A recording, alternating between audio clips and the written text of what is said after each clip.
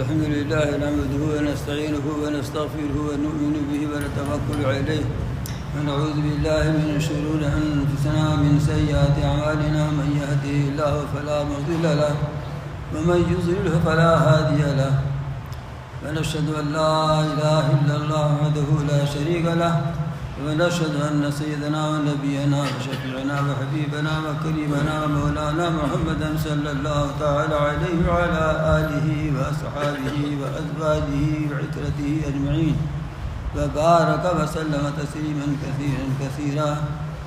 أما بعد أعوذ بالله من الشيطان الرجيم. بسم الله الرحمن الرحيم. قل هو الله أحد الله الصمد لم يلد ولم يولد ولم يكن له كفوا أحد. بسم الله الرحمن الرحيم. قل أعوذ برب الفلق من شر ما خلق ومن شر غاسق إذا وقب ومن شر النفاثات في العقد ومن شر حاسد إذا حسد. بسم الله الرحمن الرحيم. قل أعوذ برب الناس ملك الناس إله الناس من شر الوسواس الخناس الذي يوسوس في صدور الناس من الجنة والناس. صدق الله العلي العظيم وبلغ رسوله النبي الكريم ونحن على ذلك من الشاهدين والشاكرين.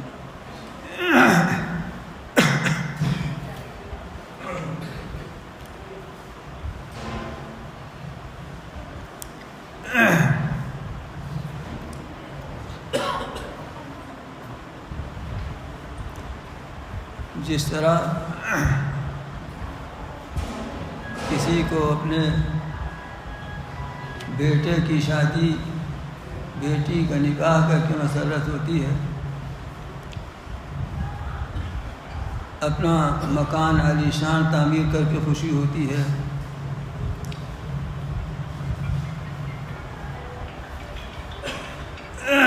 اپنی دکان کا افتتاح کر کے مسرت ہوتی ہے، کسی چھوٹے بڑے ڈاکٹر کو اپنا اسپتال کھول کر اس کے افتتاح کی مسرت ہوتی ہے،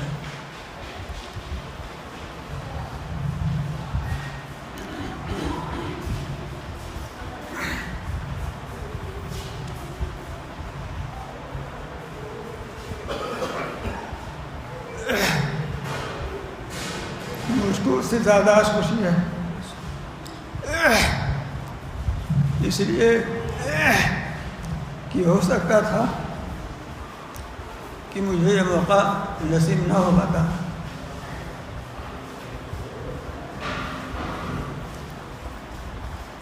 حالات بھی ایسے بن گئے تھے.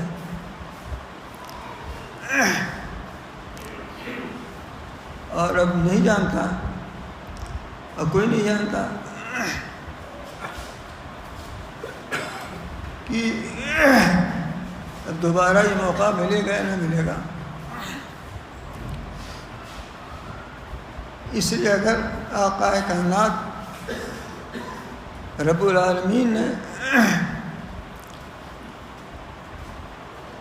اپنے کلام کی کچھ خدمت کرنے کی توفیق عطا فرمائی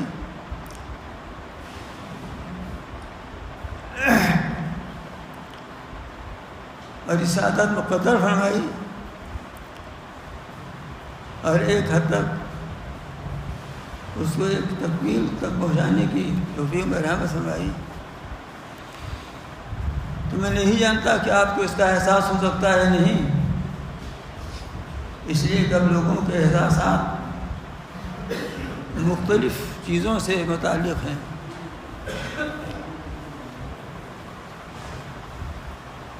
لیکن مجھے بہرحال اللہ کی دی ہوئی اس نعمت اس موقع پر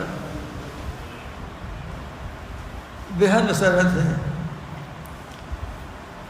اور جب انہوں نے یہ موقع عنایت فرمایا تو ان کے بارگاہ کریمی سے بڑی امید ہے کہ وہ اس کو اس جہان کے ساتھ اس جہان میں بھی ہماری نجات کا وسیلہ اور ذریعہ بنا دیں گے۔ اس لیے کہ اصل یہی ہے، اگر یہاں کی محنتیں وہاں نہ کام آئیں تو سب رائے گاں بیکار ہیں۔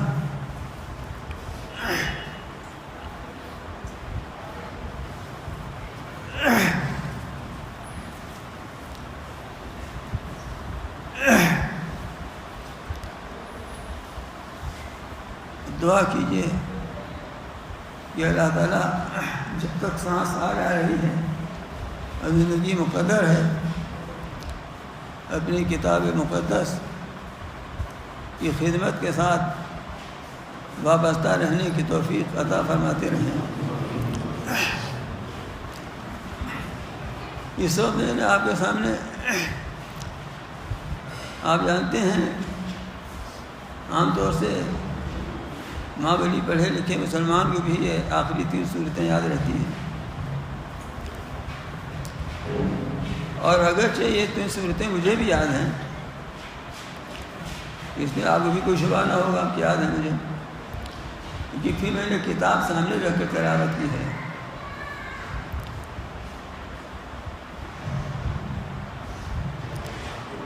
اس لیے کہ دیدار کتاب کا بھی ایک لطف کچھ اور ہے۔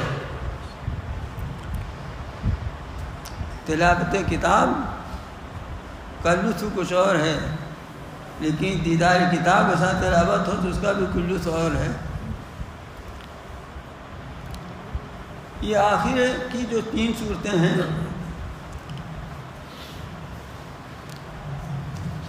یوں تو پورا قرآن اس کا ایک ایک حرف، اس کا ایک ایک لفظ نعمت ہے، دولت ہے، ثروت ہے، قوت ہے، شوکت ہے، سلبت ہے، رعب ہے، دبدبا ہے، دوا ہے، شفا ہے، علاج ہے۔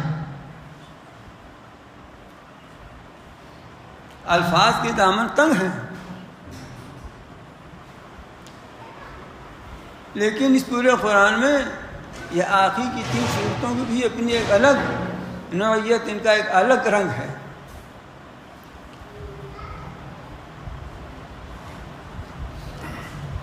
رسول اللہ صلی اللہ علیہ وسلم مجمع صحابہ میں تشریف فرما تھا، ہم نے فرمایا آؤ تمہیں 3 قرآن سناتے ہیں۔ صحابہ اکٹھے ہو گئے اور سوچا کہ 3 قرآن سنانے میں تو اچھا خاصا وقت لگے گا، تو آپ نے سورہ اخلاص، سورہ یہی قل هو اللہ شریف تلاوت کر دی اور فرمایا یہ 3 قرآن کے برابر ہے۔ اس مضمون کی روایتیں مختلف الفاظ میں، مختلف انداز میں مختلف آئی ہیں، میں سب کا اعادہ نہیں کر سکتا، مضمون کی وضاحت کے لیے یہی بات کافی ہے کہ آپ نے اہتمام کے ساتھ اصحاب کو بلایا اور فرمایا 3 قرآن سناتا ہوں، اور یہی سورہ اخلاص سنا کر آپ نے فرمایا کہ یہ تعدیل و ثلث القرآن، یہ 3 قرآن کے برابر ہے۔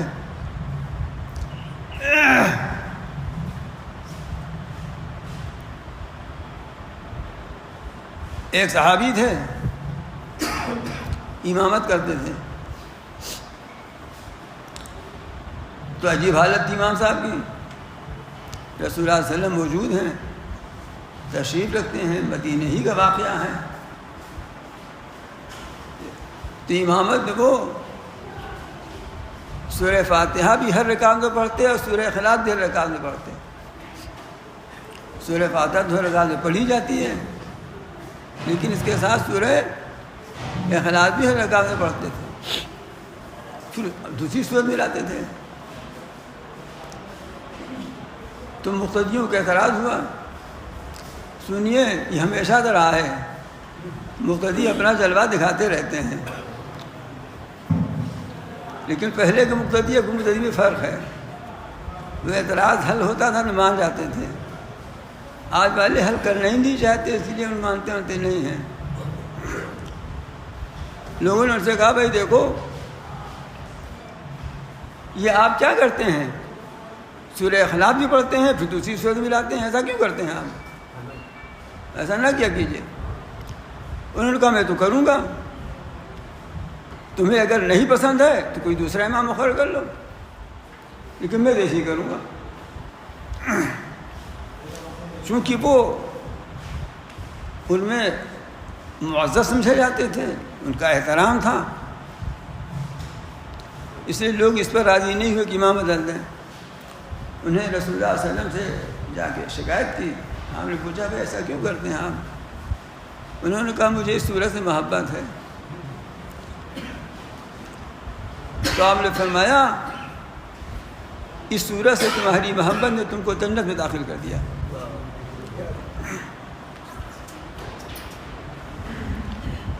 اس صورت سے تمہاری محبت نے تم کو جنت میں داخل کر دیا.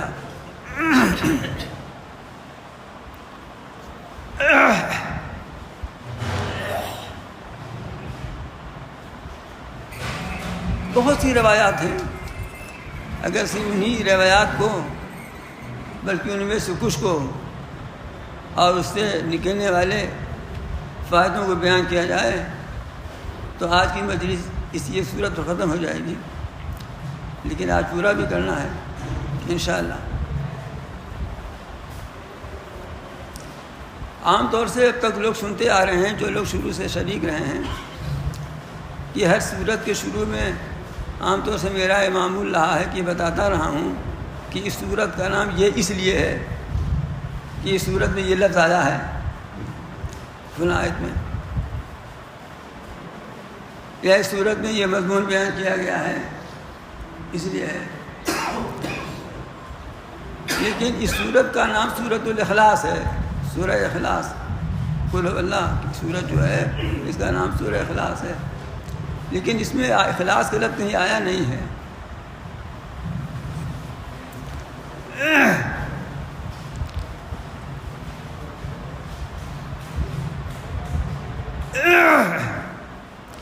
اس کی مختلف وجوہ لوگوں نے لکھی ہیں. امام راضی تو اس فن کا امام ہے. میں جیسے بارہا اپنی اس درس برس کرتا رہا ہوں کہ لوگ کچھ بھی کہتے ہیں امام کو, لیکن امام بہت بڑا فلسفی ہونے کے ساتھ بہت بڑا صوفی اور رب شناس بھی ہے. اگرچہ حدیث کے معاملے میں بیچارے نرم رویہ اختیار کرتے ہیں. انہوں نے بہت سی وجوہ لکھی ہیں.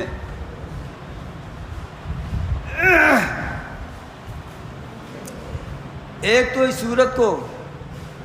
صورت میں خالص توحید کا بیان ہے, اور یہ خالص اخلاصی سے بنا ہے. اس صورت کا پڑھنے والا ایمان کے ساتھ پڑھنے والا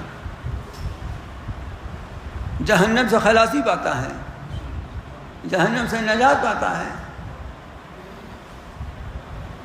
اس صورت کے بہت سے نام آئے ہیں اخلاص کے علاوہ بھی. سورۃ التفریق نام ہے, سورۃ التجرید نام ہے, اور بہت سارے نام ہیں. لیکن مشہور نام سورہ اخلاصی ہے, اور اس اخلاص نام کی یہ برکتیں ہیں جو اس کے وجوہ اور اسباب میں چھپی ہوئی ہیں, کہ جس نے اس کو پڑھا, اس میں ایمان آیا, اس کی تلاوت کی, تو وہ جہنم سے خلاصی پا گیا.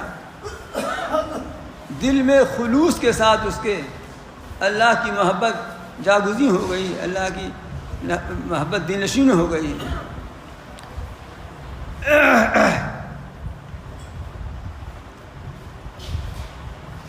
قرآن مجید میں 3 مضامین اہمیت کے ساتھ بیان کیے گئے ہیں. یہی مرکزی مضمون قرآن مجید کا, یا آپ دوسرے لفظوں میں یہ کہہ سکتے ہیں کہ اسلام کے مرکزی عقائد 3 ہیں اساسی بنیادی. ایک توحید, دوسرے رسالت, اور تیسرے قیامت. سورہ اخلاص میں توحید کو بیان کیا گیا ہے, کوئی اور دوسرا مضمون نہیں اس میں, صرف توحید کا بیان ہے. اور اس طرح بیان ہے اس توحید کا کہ اس 4 آیت کی, اور وہ بھی چھوٹی چھوٹی آیتوں کی صورت میں اس مکمل طریقے سے، اس کامل طریقے سے توحید کو بیان فرمایا ہے کہ جتنے بھی توحید کے نہ ماننے والے ہیں سب کی نہایت پرزور اور مدلل تردید ہو گئی ہے۔ تو چونکہ یہ اسلام کے 1/3 مضمون کو بیان کرتی ہے سورت، اس واسطے یہ 1/3 قرآن کے برابر ہے، 1/3 قرآن کے برابر ہے۔ اب میں کیا بتاؤں، میرے ذہن میں بہت سے دوسرے مسائل بھی آنے لگتے ہیں، لیکن ان کا تعلق علمی موشگافیوں سے ہے اور وہ اس وقت کے لیے مناسب نہیں ہے، اس لیے اس کو چھوڑتا ہوں۔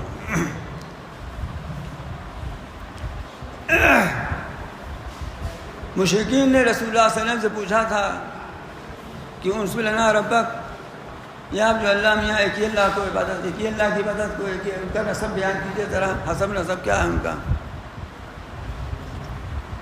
بعض روایتوں میں یہ بھی آتا ہے کہ آپ کے اللہ میاں سونے کے ہیں کہ چاندی کے ہیں، بھی تو کاہے کے ہیں، جیسے اپنے دیوی دیوتاؤں کے لیے کسی کو انہوں اینٹ کا بنایا، کسی کو پتھر کا بنایا، کسی کو اللہ میں کاہے کو بنے ہوئے ہیں۔ تو اللہ تعالیٰ نے فرمایا قل، اے پیغمبر صلی اللہ علیہ وسلم آپ ان کے اس سوال کے جواب میں کہہ دیجئے، یہ ہمارا نسب پوچھ رہے ہیں، یہ پوچھ رہے ہیں کہ میں چاندی سونے کا بنا ہوں، کاہے کا بنا ہوں، تو ان سے آپ کہہ دیجئے هو اللہ احد، کہ شان یہ ہے کہ وہ اللہ ایک ہے۔ مولوی حضرات یہاں علماء بھی تشریف رکھتے ہیں، ان کے لیے کہتا ہوں کہ ہوا کا ترجمہ شان یہ ہے، اس لیے کہ ضمیر شان ہے، جو نہ سمجھیں وہ نہ سمجھیں، اس کو کوشش نہ کریں سمجھنے کی، اس لیے کہ دیکھیں اب آج کل شوگر والے بہت عام ہو گئے ہیں، تو اب کھانے میں زردہ وردہ بھی تو آ ہی جاتا ہے نا، تو وہ تھوڑی کہتا ہے کہ مت رہو دسترخوان پہ، ہٹا اس کو، نہ کھائیے آپ۔ اسی طرح سے کچھ اگر اس طرح کا مضمون یہ آ جائے جو آپ کے کام کرنا ہو تو آپ نہ توجہ دیجیے گا، لیکن کچھ آپ کی برادری میں ایسے لوگ بھی ہیں جن کے کام کا ہے مضمون۔ امام برادری نے یہاں بھی ایک بڑی اچھی بات لکھی ہے، میں فائدے کے لیے بتا دیتا ہوں، شاید پہلے بھی کبھی بتایا ہو۔ لکھتے ہیں کہ یہ قل هو اللہ احد اللہ تعالیٰ کے حق میں ہے، اور سورہ کوثر رسول اللہ صلی اللہ علیہ وسلم کے حق میں ہے۔ انا اعطیناک الکوثر میں رسول اللہ صلی اللہ علیہ وسلم کی گویا فضیلت و سیرت ہے، اور اس میں اللہ تعالیٰ کی، اور پھر ایک نقطہ اور بیان کرتے ہیں، سن لیجیے آپ لوگ، اس لیے سن لیجیے، پتہ نہیں اب تفسیر کبھی تو لوگ چھوتے ہی نہیں، اس لیے بیان کر دیتا ہوں۔ فرماتے ہیں کہ وہاں اللہ تعالیٰ نے رسول اللہ صلی اللہ علیہ وسلم کی فضیلت بیان فرمائی، تو یہ نہیں کہا کہ قل انا اعطیناک، آپ کہیے کہ ہم نے تم کو دیا۔ رسول اللہ صلی اللہ علیہ وسلم کی طرف سے مضافت اللہ تعالیٰ نے خود فرمائی ہے، اس لیے فرمایا انا اعطیناک الکوثر، یہ آپ کو ابتر کہتے ہیں، ہم نے تو آپ کو کوثر عطا فرمایا ہے، ہم خود آپ کی طرف سے جواب دے رہے ہیں، آپ کو نہیں جواب دینا ہے، آپ کو نہیں، ہم جواب دے رہے ہیں نا۔ اور یہاں اللہ تعالیٰ کے بارے میں ان کو ساخوں نے پوچھا تھا، تو رسول اللہ صلی اللہ علیہ وسلم کہنے کہ آپ جواب دیجئے میری طرف سے، آپ میری طرف سے جواب دیجئے، میں نے آپ کو دفاع کیا۔ واہ واہ، یہ رب العالمین اپنے رسول رحمت العالمین کو کس طرح چاہتے ہیں، کیسا محبوب رکھتے ہیں۔ فرماتے ہیں آپ کے حق میں اعتراض کیا تھا، میں نے جواب دیا ہے، یہ میرے بارے میں اعتراض کر رہے ہیں تو آپ جواب دیجئے میری طرف سے، رتبہ بڑھا دیا۔ رفعنا لک ذکرک کی ایک شان یہ بھی ہے، رفعنا لک ذکرک کی ایک شان یہ بھی ہے۔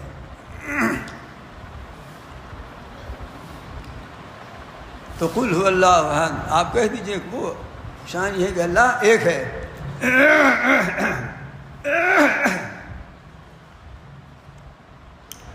اب اگر میں تصوف کی بات کروں تو بات لمبی ہو جائے گی، اب بہت سے لوگ بھڑکتے ہیں تصوف سے، ایسے ہی بھڑکتے ہیں جیسے بہت لوگ نہاری سے بھڑکتے ہیں، حالانکہ کھاتے بھی ہیں، تو میں نہیں جاتا وہاں۔ پانی لا دو. ہاں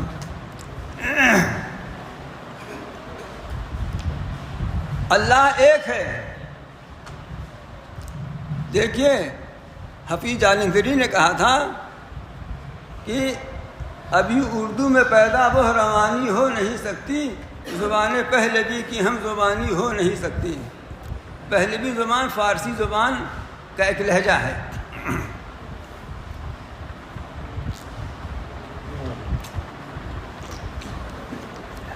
دیکھیے آپ لوگ صبر کے ساتھ بیٹھے رہیے گا، اس لیے کہ مجھ سے زیادہ کمزور آدمی چاہے ایک آدھ دو ہوں تو ہوں، ویسے امکان اس بات کا نہیں ہے.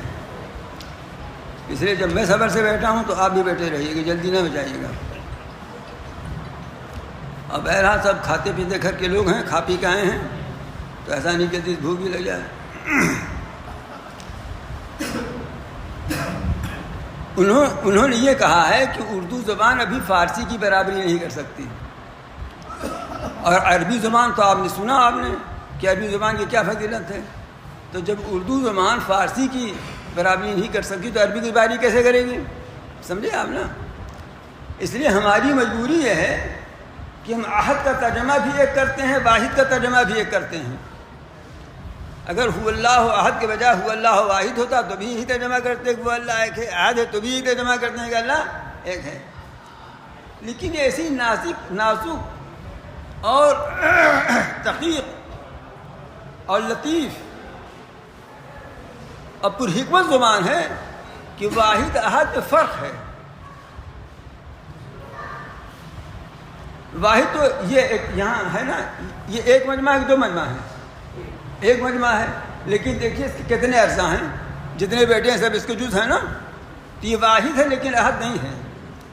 اردو میں ایک ہے، عربی میں واحد ہے لیکن عربی میں احد نہیں ہے. یہ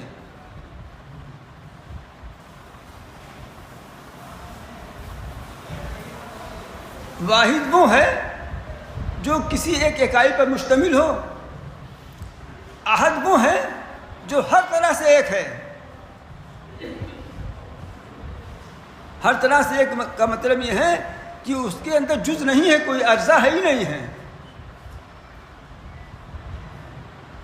اجزاء ہے ہی نہیں ہے.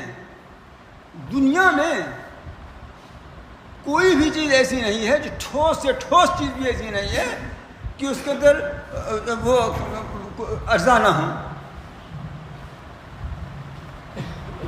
توڑ دو کہ اجزاء ہو جائیں گے. ایسی ذات ایسی ہستی صرف وہی ایک ہے جو حقیقت میں ایک ہے کہ وہ اجزاء سے پاک ہے، اور اجزاء سے اس طرح پاک ہے کہ وہ اپنے مثیل اور مثال سے بھی پاک ہے. اس لیے وہ واحد نہیں احد ہے.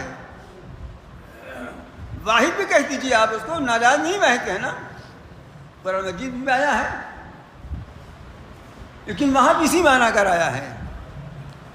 لیکن احد وہ ہے جس میں کسی طرح کا جز نہیں ہے، اور یہاں تک کہ اس کی کوئی اسی طرح کا کوئی دوسرا بھی نہیں ہے کہ چلیے اس میں نہیں کچھ ترکیب ہے تو ایک دوسرا بھی موجود، اس میں بھی کوئی نہیں ہے. اس لیے وہ احد ہے. تم پوچھ رہے ہو کہ چاندی کے بنے ہیں کہ سونے کے بنے ہیں، تو چاندی سونا کا جو بنا ہوا آئٹم ہوتا ہے وہ تو اجزاء سے مرکب ہوتا ہے نا، اجزاء ترکیبی پائے جاتے ہیں اس میں. وہ تو اس شان کا ہے کہ وہ احد ہے، اجزاء سے پاک ہے، مبرہ ہے. یہی نہیں، اللہ الصمد تکرار ہے اس میں مبارک کا. اللہ اصل نام ہے اس ہستی کا جو اپنی ذات میں بھی کامل ہے، اپنی صفات اور اپنے افعال میں بھی کامل ہے، جو واجب الوجود ہے، یعنی ہمیشہ سے ہے اور ہمیشہ رہے گی. تو اللہ الصمد، اللہ صمد ہے. اب وہی اردو کی کمزوری پھر آتی ہے، ہم اس کا ترجمہ بے نیاز کر دیتے ہیں، اس لیے کہ ہمارے پاس اس کا کوئی متبادل نہیں ہے کہ ہم اس کو کر سکیں. مجبور ہیں بھائی. جس کے بعد خالی پیجامہ ہے، کرتا ہے، یہ نہیں تو کہاں پہنے گا وہ؟ مجبور ہیں. بے نیاز اس کو کہتے ہیں اردو میں کہ جس کو لوگوں کی ضرورت نہ ہو، جس کو لوگوں کی ضرورت نہ ہو، بس بے نیاز ہے وہ. لیکن لوگوں کو بھی اس کی ضرورت ہو، یہ بے نیاز میں شامل نہیں ہے. ہو سکتا ہے ایک آدمی ہے اپنے گھر میں پڑے رہتے ہیں، کھاتے پیتے، ان کو کوئی ضرورت ہی نہیں، حتیٰ کہ ان کو دھوبی اور ڈاکٹر اور باورچی کی بھی کوئی ضرورت نہیں ہے، مان لیجیے، تو بے نیاز ہے وہ. لیکن دوسروں کو بھی اس کی ضرورت پڑے یہ تو ضروری نہیں ہے، اور ہے بھی نہیں ایسا دنیا میں. سمد اس کو کہتے ہیں الذی یصمد الیہ، کہ جس کو دوسرے کی ضرورت نہیں ہے لیکن سب کو اس کی ضرورت ہوتی ہے. وہ دوسروں کا محتاج نہیں لیکن سب اس کے محتاج ہیں. اس لیے سمد کا صحیح ترجمہ یہ ہے کہ اللہ وہ ہے جو کسی کا محتاج نہیں اور سب اس کے محتاج ہیں. بات تو یہ ہے، بات صرف اتنی نہیں ہے کہ کوئی کسی کا محتاج نہیں ہے، بلکہ اصل بات تو یہ ہے کہ سب اس کے محتاج ہیں.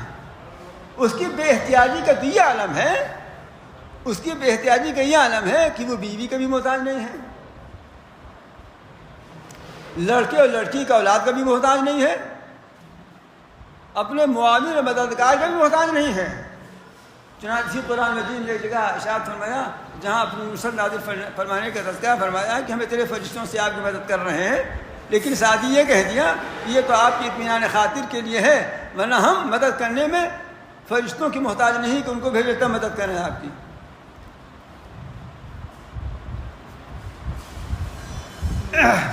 تو اللہ الصمد، اللہ وہ ہے جو کسی کا محتاج نہیں اور سب اس کے محتاج ہیں.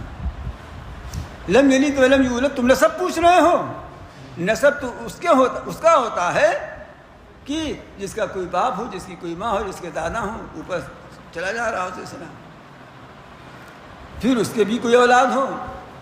تو وہ ایسا ہے کہ نہ اس کے کوئی اولاد ہے اور نہ کسی کی اولاد ہے، وہ نہ اس نے جنا نہ جنا گیا، نہ اس کی کوئی اولاد اور نہ وہ کسی کی اولاد. یہ اللہ میں اپنا نسب بیان کر رہے ہیں، یہ اللہ تعالیٰ اپنا شجر نسب بیان کر رہے ہیں. وَلَمْ يَكُنْ لَهُ كُفُوًا أَحَدٌ، اور اس کے کوئی برابر کبھی نہیں، اس کا کوئی کفو بھی نہیں، اس کا کوئی برابر کبھی نہیں ہے. تو بھائی دیکھیے، بیوی کفو کی ڈھونڈی جاتی ہے، مسئلہ کفات ہے نا. اصل میں اب اتنا ہندی اور انگلش کا دور چل گیا ہے کہ کفو لوگ جانتے نہیں، ورنہ ان پڑھ آدمی بھی جانتا تھا کہ شادی بیاہ کفو میں کرنا ہے، یعنی اپنے برابری میں کرنا ہے. اس کی تشریح میں نہیں جاتا میں، لیکن کفو مطلب برابر ہو. ہمارے برابری کا مطلب خالی یہ نہیں ہے کہ برادری ذات میں، برادری میں، قبیلے میں، اس نے بہت سی چیزیں، شکل میں، صورت میں، ہائٹ میں، معیشت میں، رہائش میں، طرز زندگی میں، سب میں کفو برابری ہونی چاہیے. تو جب اس کے کوئی برابر نہیں تو بیوی کس کو بنائے گا؟ وہ کون اس کی بیوی بن سکتی ہے؟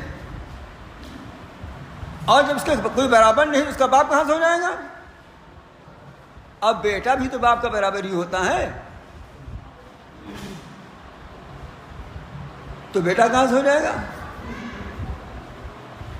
جو چیزیں انسانیوں کے لیے عیب کی ہیں وہی چیزیں اس مالک کے لیے ہنر کی ہیں. کسی کی اولاد نہ ہو یہ عیب ہے اس کے لیے، لیکن اللہ کے لیے اولاد مان لو تو یہ اللہ تعالیٰ کے لیے عیب ہے. اور ایسا عیب ہے کہ جہاں ان کی اس مشرکانہ ذہنیت کا تذکرہ فرماتے ہیں فوراً بغیر سانس کے سبحانہ فرما دیتے ہیں کہ وہ تو اس عیب سے پاک ہے، وہ تو اس عیب سے پاک ہے. وہ تو وَلَمْ يَكُنْ لَهُ كُفُوًا أَحَدٌ. ایک روایت میں آتا ہے، اب اس توحید کا مضمون ایسا ہے کہ کچھ لوگ ایسے ہیں جو اللہ تعالیٰ کو مانتے ہی نہیں. دہریہ ملحد، کمیونسٹوں کا پورا قبیلہ ہی تھا، اب قبیلہ کی شکل تو ختم ہو گئی لیکن اکا دکا تو سر پھرے موجود ہی رہتے ہیں.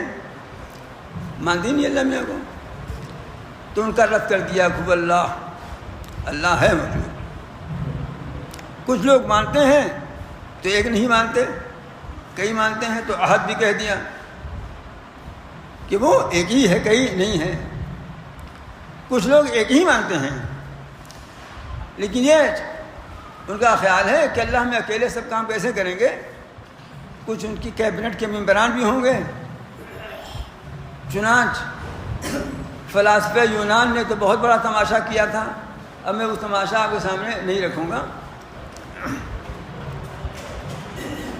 لیکن یہ تو آپ جانتے ہی ہیں کہ ایک بہت بڑا طبقہ مشرکین کا ہے جس کے لیے پانی برسانے کا دیوتا الگ ہے، اولاد دینے کے لیے الگ طاقتیں ہیں، کاروبار کے لیے الگ طاقتیں ہیں، گویا اکیلے اللہ میں سب کچھ نہیں کر سکتے۔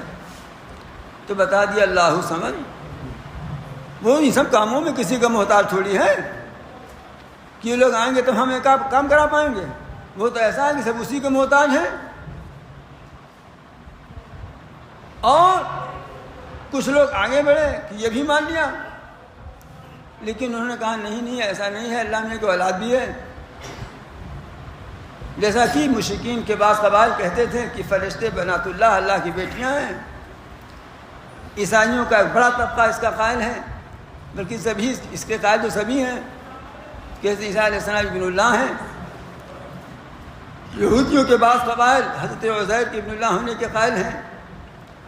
تو فرما دیا لم یلد ولم یولد۔ بعض ایسے بھی ہیں، یہ بھی فلاسفہ یونانی ہی میں سے بعض کا عقیدہ تھا کہ اللہ تعالیٰ کے برابر کچھ طاقتیں اور مانتے تھے، اس کی ایک تفصیل ہے۔ تو بتا دیا کہ لم یکن لہ کفوا احد، اس کے برابر کے بھی کوئی نہیں ہے۔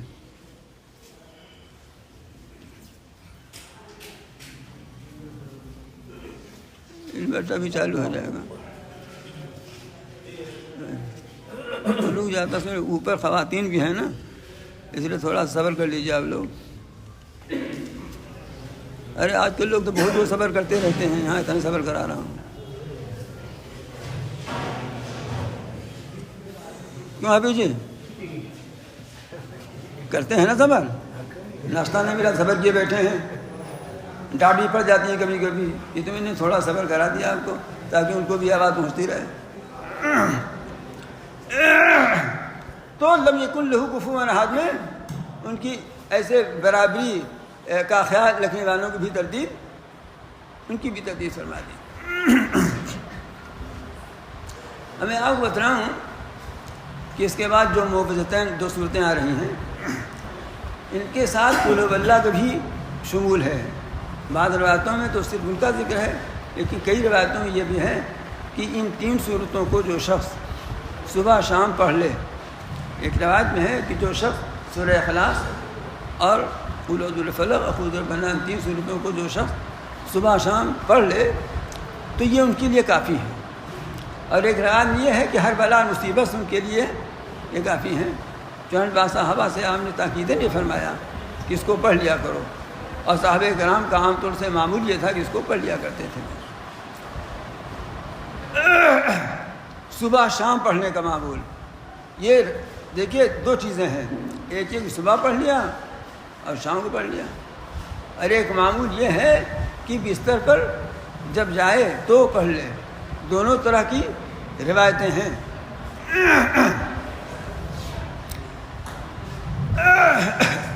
حضرت عائشہ فرماتی ہیں کہ حضور اکرم صلی اللہ علیہ وسلم اذا آوى الی فراشہ، جب بستر پر تشریف لاتے تھے تو سورہ اخلاص، سورہ فلق اور سورہ ناس کی تلاوت فرماتے تھے۔ دونوں ہتھیلیاں آپ اکٹھی کر لیتے تھے، اس میں دم کرتے تھے، سر پر، چہرے پر، بدن کے اگلے حصے پر، پھر جہاں تک بدن پر ہاتھ پہنچتا وہاں تک پھیر لیتے تھے، اور ایسے ہی 3 دفعہ کرتے تھے۔ یہ رسول اللہ صلی اللہ علیہ وسلم کا معمول مبارک تھا۔ اور یہ ایک روایت بھی آتا ہے کہ جب آپ کو کوئی تکلیف ہوتی تھی، بیماری آزاری، جسمانی تکلیف کوئی ہوتی تھی، تو آپ معوذتین یعنی سورہ فلق اور سورہ ناس کو اسی طرح تلاوت کرتے تھے اور دم کر کے تکلیف کی جگہ پر پھیرتے تھے۔ اور فرماتی ہیں کہ جب آپ کا آخری برس ہوا، آپ بیمار ہوئے، تو میں تلاوت کر دیتی تھی تکلیف زیادہ تھی آپ کو؟ میں تلاوت کر دیتی تھی اور آپ کی ہتھیلیوں پر دم کر دیتی تھی، پھر آپ پھیر لیتے تھے۔ میں ایسا اس لیے کرتی تھی کہ تلاوت تو میں کر دیتی تھی، لیکن میرے ہاتھ، میری ہتھیلیاں آپ کے دست مبارک کا بدل نہیں ہو سکتی تھی، اس لیے میں ایسا کیا کرتی تھی۔ تو اب آپ سنیے، یہ اللہ کا کلام ہے، یہ اصل میں ہماری تربیت کے لیے نازل ہوا ہے، ہمیں سنبھالنے، ہمیں سدھارنے کے لیے نازل ہوا ہے۔ اس سنبھالنے اور سدھارنے میں اصل تو یہ ہے کہ روح سنبھلے، اخلاق و کردار کی تعمیر ہو، لیکن اگر جسم نہ سنبھلے تو اخلاق کردار کی تعمیر میں بھی دشواریاں ہوتی ہیں۔ اس لیے اللہ تعالیٰ نے اس کلام کے اندر یہ تاثیر بھی رکھ دی ہے کہ اس سے ہمارے جسمانی ساخت کی بھی تعمیر، اس کا بھی علاج، اس کے بھی شفا اس کے اندر موجود ہے۔ رسول اللہ صلی اللہ علیہ وسلم سے جب یہ نہیں جیت پائے دشمنان اسلام اور شکست پر شکست کھاتے گئے، تو جب دشمن اپنے کو مغلوب پاتا ہے تو سازش کرتا ہے، اور سازش کے بہت سے طریقے ہیں۔ تو انہوں نے یہ کیا کہ آپ کے اوپر جادو کر دیا۔ ایک یہودی نے، آپ کو ہو یہ گیا تھا کہ مثلا کوئی چیز آپ نے نہیں کی ہے، کوئی کام نہیں کیا ہے، اور یہ محسوس ہوتا ہے کر لیا، یا کیا ہے یہ محسوس ہوا کہ نہیں کیا، طبیعت بندی سے رہنے لگی، بیماری سی کیفیت ہو گئی، طبیعت بندی سے رہنے لگی۔ بعض روایتوں میں آتا ہے کہ تقریباً 6 مہینے کی کیفیت رہی۔ تو آپ نے اللہ تعالیٰ سے دعا فرمائی، تو آپ نے فرمایا کہ عائشہ، 2 آنے والے آئے تھے، ایک سرہانے میں بیٹھا، ایک پیتانی کی طرف، ایک نے دوسرے سے پوچھا ان کو ہوا کیا ہے؟ یہ دونوں فرشتے تھے، ان کو کیا ہو گیا ہے؟ انہوں نے کہا ان کے اوپر سحر کر دیا گیا ہے۔ کس نے کیا ہے؟ فلاں نے کیا ہے، لبید بن عاصم یہودی کا نام آتا ہے۔ کس میں کیا ہے؟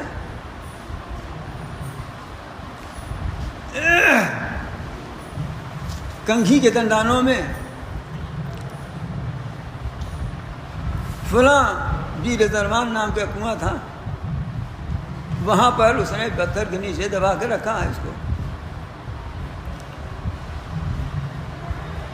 ایک لڑکا آپ کی خدمت کیا کرتا تھا، اس منحوس نے اس لڑکے کو بہلا پھسلا کر آپ کے کچھ بال اور کچھ دندانے کنگھی کے حاصل کر لیے، اور اس میں اس نے 11 گرہیں لگائیں اور موم کا ایک پتلا بنایا، اس میں سوئیاں چبھو دی،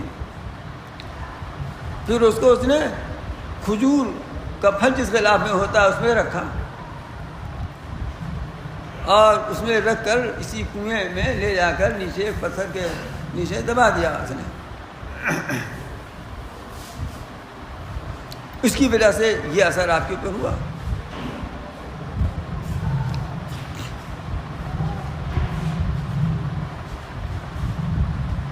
تو آپ وہاں تشریف لے گئے، بعض روایات میں ہے کہ علی کو بھیجا، مختلف روایات ہیں، وہاں جا کے نکالا تو چیز نکلی ویسے ہی۔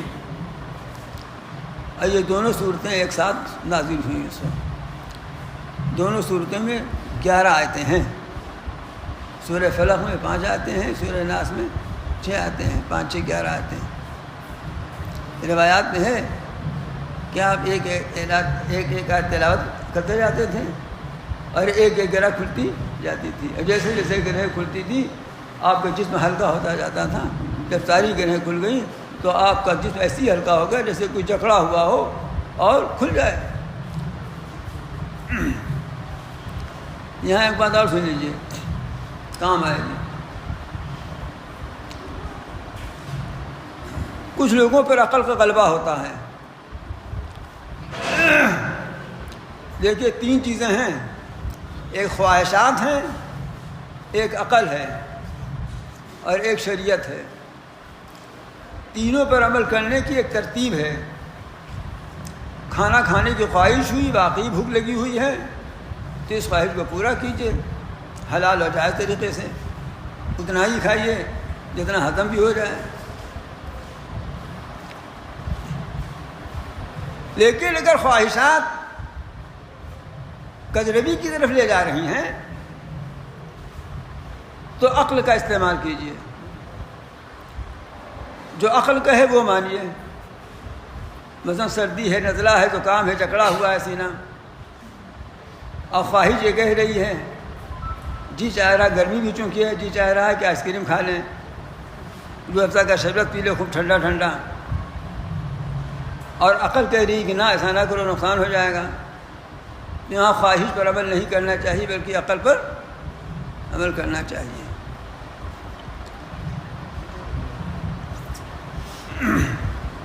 اب عقل بھی کہہ رہی کھا لو، بہت عمدہ دسترخوان سجا تھا، قسم قسم انواع کے کھانے رکھے تھے، ڈرائی فروٹ رکھے تھے، بادام ہے، چلغوزہ ہے، خدا جانے کا ہے۔ تو اب ظاہر بات عقل بھی کہہ رہی بھائی بار بار موقع نہیں ملتا، کھا لو، وٹامن بڑھ جائے گا۔ لیکن معلوم ہوا کہ سب حرام کا ہے، یہ چوری کر کے لایا ہے، رشوت کے پیسے سے لایا ہے، سود خور ہے، سود کے پیسے سے لایا ہے، تو شریعت کہتی نہ کھاؤ۔ تو یہاں پر عقل کو بھی چھوڑ دینا پڑے گا اور شریعت پر عمل کیا جائے۔ یہ ہے ترتیب، یہ ترتیب اللہ کے رسول نے ہم کو بتائی ہے کہ خواہش پر اس وقت تک عمل کیجیے جب تک عقل بحکم شریعت تابع شریعت رہتے ہوئے اسے نہ منع کرے، اور عقل پر اس وقت تک عمل کیجیے تب تو شریعت نہ مانے ہو، نہ رکاوٹ ہو۔ تو سب سے اونچی چیز جو ہے وہ شریعت ہے۔ تو بعض عقل مند لوگوں کی سمجھ میں یہ بات نہیں آئی کہ نبی ہیں تو کیسے ان کے اوپر جادو ہو گیا۔ ارے بھائی نبی پر تلوار نے اثر کیا، حضرت یحییٰ شہید کر دیے گئے، گردن کٹ گئی۔ رسول اللہ صلی اللہ علیہ وسلم کو چوٹ لگی اور دندانی مبارک شہید ہو گئے، آپ کی انگلی مبارک میں زخم لگ گئے تھے، آپ ایک دفعہ سواری سے گر پڑے تھے تو کچھ چوٹ آپ کو آ گئی تھی، آپ کو بخار بھی ہوا ہے، اب بخار اتنا تیز ہوتا تھا کہ اور لوگوں سے دگنا تیز ہوتا تھا۔ یہ آپ کو بھوک بھی لگتی تھی، کیا آپ نے سیرت کی کتابوں میں نہیں پڑھا ہے کہ بعض دفعہ آپ اپنے شکم مبارک کو 2 پتھر باندھے ہوئے تھے؟ عرب کے لوگ جب بھوک بہت لگتی تھی تو پتھر باندھ دیتے تھے، یہ والا پتھر نہیں، اس سے تو پیٹ کور سب چلا جائے، اسپتال میں لے گئے۔ تو بھوک لگتی تھی تبھی نا۔ کتنے واقعات ہیں کہ بھوک کی بےتابی کا ظہور ہوا۔ یہ سب انسانی بشری تقاضے ہیں، یہ انسان کی طبیعی چیزیں ہیں جو کسی انسان کے لیے کمزوری کی چیز نہیں ہے اور رسول کے لیے بھی کمزوری کی چیز نہیں ہے۔ ارے آپ رسول آپ کو بھوک لگ رہی ہے، یہ کوئی بات ہوئی؟ یہ تو کوئی بات نہیں ہوئی نا۔ لیکن آج کل کا حال دوسرا ہے، رسول تو رسول ہیں، اب تو رسول کوئی آئے گا نہیں، وہ تو معصوم ذات ہے، اب بھی رسول اللہ صلی اللہ علیہ وسلم آخری پیغمبر، وہ تو امام الانبیاء ہیں۔ لیکن آج کل مسلمانوں نے یہ طے کر رکھا ہے کہ مولویوں کو بھی بھوک نہیں لگتی، حافظ جی کو بھوک نہیں لگتی، تراویح پڑھاوے تو ان کو بھوکے مار دو۔ ہم سے مسئلہ پوچھتے ہیں، مجھ جیسوں سے بھی مسئلہ پوچھتے ہیں کہ حافظ جی کو تو پیسہ دیکھ تراویح پڑھانا جائز ہے؟ میں نے کہا نہیں تو جائز نہیں، لیکن بھوکا مرنا جائز ہے، بھوکوں مرنا جائز ہے، یہ نہیں جائز، جائز ہے وہ۔ میں یہ آپ کو یہ بتانا چاہتا ہوں کہ آپ 1400 سال پہلے کے ساتھ ساتھ یہ اپنے زمانے کو بھی دیکھتے رہیے کہ کیا فرق ہوا ہے۔ پہننے اوڑھنے میں فرق ہوا ہے، کھانے پینے کے رنگینیوں میں فرق ہوا ہے، احساسات اور جذبات نہیں ہیں. احساسات اور جذبات وہی ہیں.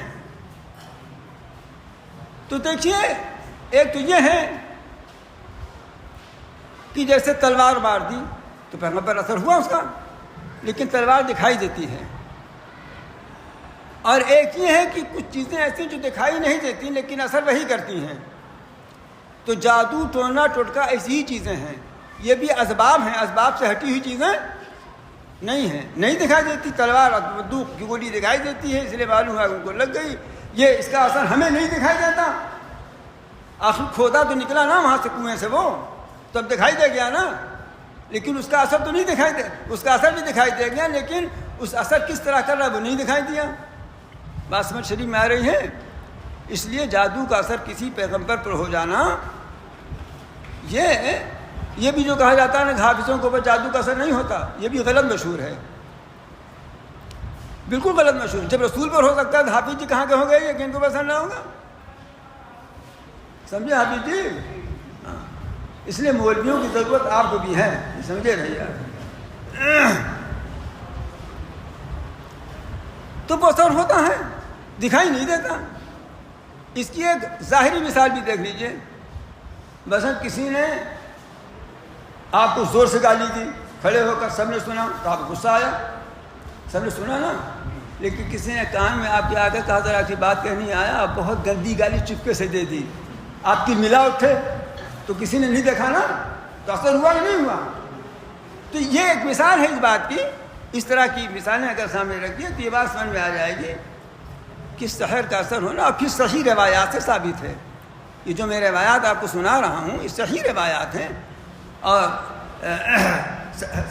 حدیث کی صحیح کتابوں میں موجود ہیں. اس لیے اس کا محض اپنے عقل کی بنا پر انکار کر دینا یہ کوئی عظمت رسالت کی بات نہیں ہے. ہاں سحر جادو کا اثر پیغمبر پر اس طرح نہیں ہو سکتا کہ ان کے کار نبوت اور فریضہ رسالت کی ادائیگی میں فرق پڑ جائے، جنون ہو جائے ان کو. یہ طرح نہیں ہو سکتا. قرآن نے اس کا انکار بھی کیا ہے اور اس طرح ان پر اثر نہیں ہو سکتا کہ ان کے کار نبوت میں اور فریضہ رسالت کی ادائیگی میں اس سے کمی ہو جائے. یہ سب میں نے باتیں آپ کے سامنے اس لیے عرض کر دی کہ آپ میں سے بہت سے لوگ ہیں کتابیں پڑھتے رہتے ہیں، مطالعہ کرتے رہتے ہیں، اور آج کے جو ڈبیا کی ڈبڑی چل گئی ہے اس میں تو نئی نئی باتیں خدا نے کیسی ایسی حدیثیں لوگ آ کر پوچھتے ہیں کہ میں نے کبھی خواب میں بھی نہ دیکھی نہ سنی. تو یہ سب باتیں آتی رہتی ہیں. اس لیے میں نے آپ کے سامنے یہ بات عرض کر دی کہ یہ بات ذہن میں رہنی چاہیے کہ اگر جادو کا اثر ہوا تو یہ مقام رسالت کے منافی نہیں ہے. جیسے بھوک لگنا مقام رسالت کے منافی نہیں ہے، یہ بھی اس کے منافی نہیں ہے. لیکن یہ جو دیکھیے نا کہ اللہ تعالیٰ کا کتنا بڑا کرم ہے.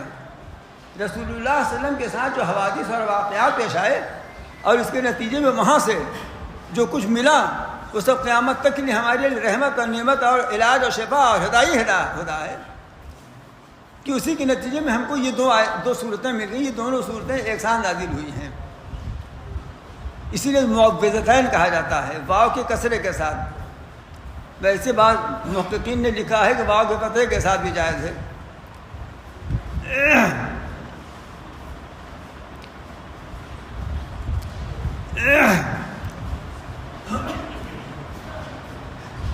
سنیے فرماتے ہیں قل اعوذ برب الفلق، اے پیغمبر آپ کہہ دیجئے کہ میں پناہ مانگتا ہوں صبح کے مالک کی.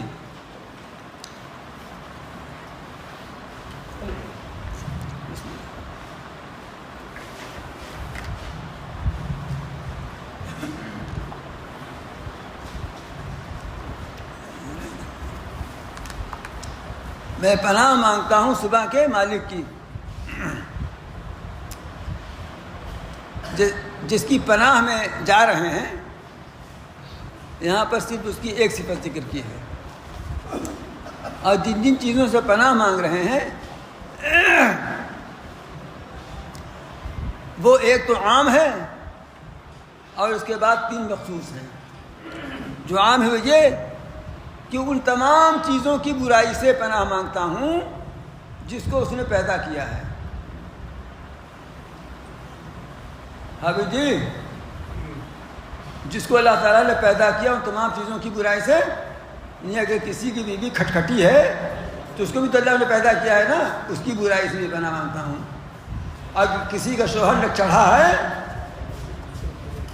تو اس کی بھی برائی سے پناہ مانگتی ہوں، پھر ہو جائے گا، ہے نا.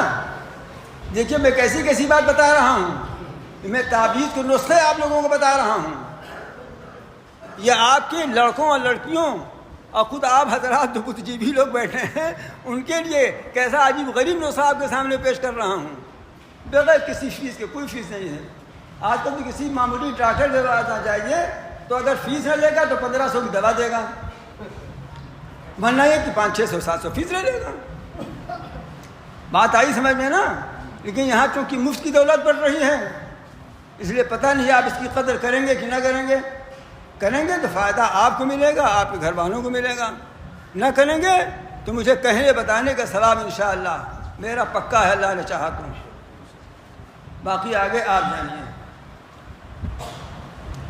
یہ میں ایک مثال جو دیتا ہوں تو کچھ اپنی طرف سے کر کے نہیں دیتا. مولوی ایسی مخلوق ہے کہ اس کے پاس ہر طرح کا مریض آتا ہے.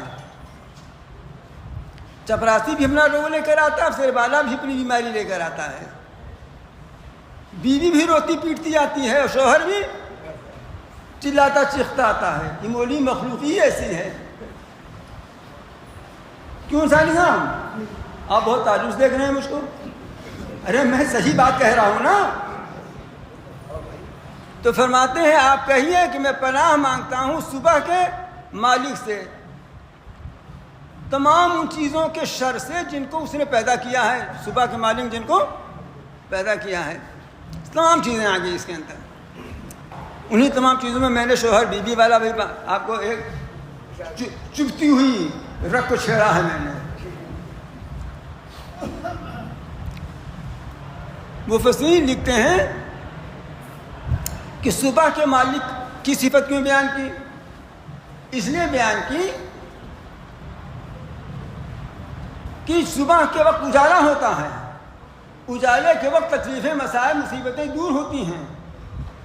تو جو وہ مالک ہے جس نے اندھیرے کی تکلیف کو، تاریکیوں کی مصیبتوں کو دور کر کے صبح کو اجالا کر دیا، اسی سے ہم ان تمام کے شرور سے پناہ مانگتے ہیں کہ ان شرور کی مصیبتوں سے نجات عطا فرما دیں. تو عام کر دیا کہ تمام چیزوں کی برائی سے جتنی مخلوقات ہیں، انسان، جنات، آصف، شیطان، کیڑے مکوڑے، سانپ، بچھو، شیر، درندہ، بھیڑیا، کتا. آج کل کتا بھی بہت آفت میں چاہے ہیں جی. تو یہ اگر ہم یہ معمول بنا لیں کہ صبح یہ معمول اسی کے مطابق کر لیا کریں اور شام کو بھی کر لیا کریں،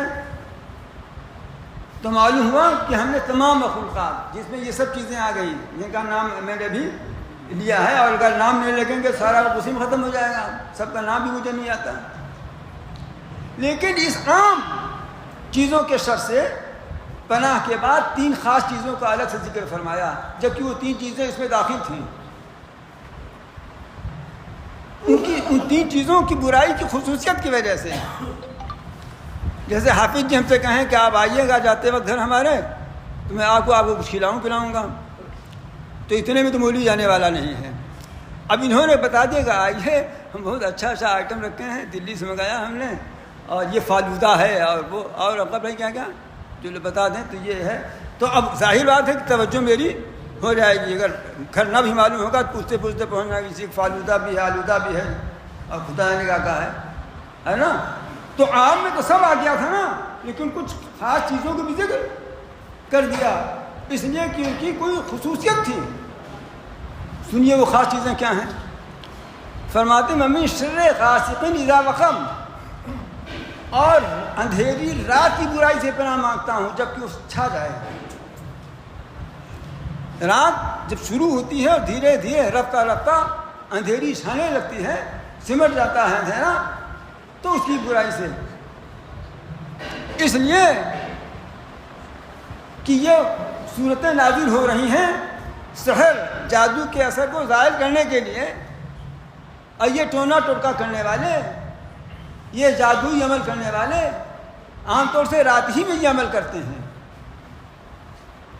اس لیے کہ اس عمل کو رات کی تاریکی سے مناسبت دی ہے، اور رات میں ان کو ذرا یہ بھی رہتا کوئی دیکھے گا نہیں، کوئی ٹوکے گا نہیں، یہ یکسوئی کے ساتھ اپنی بدتمیزی کا عمل پورا کریں گے۔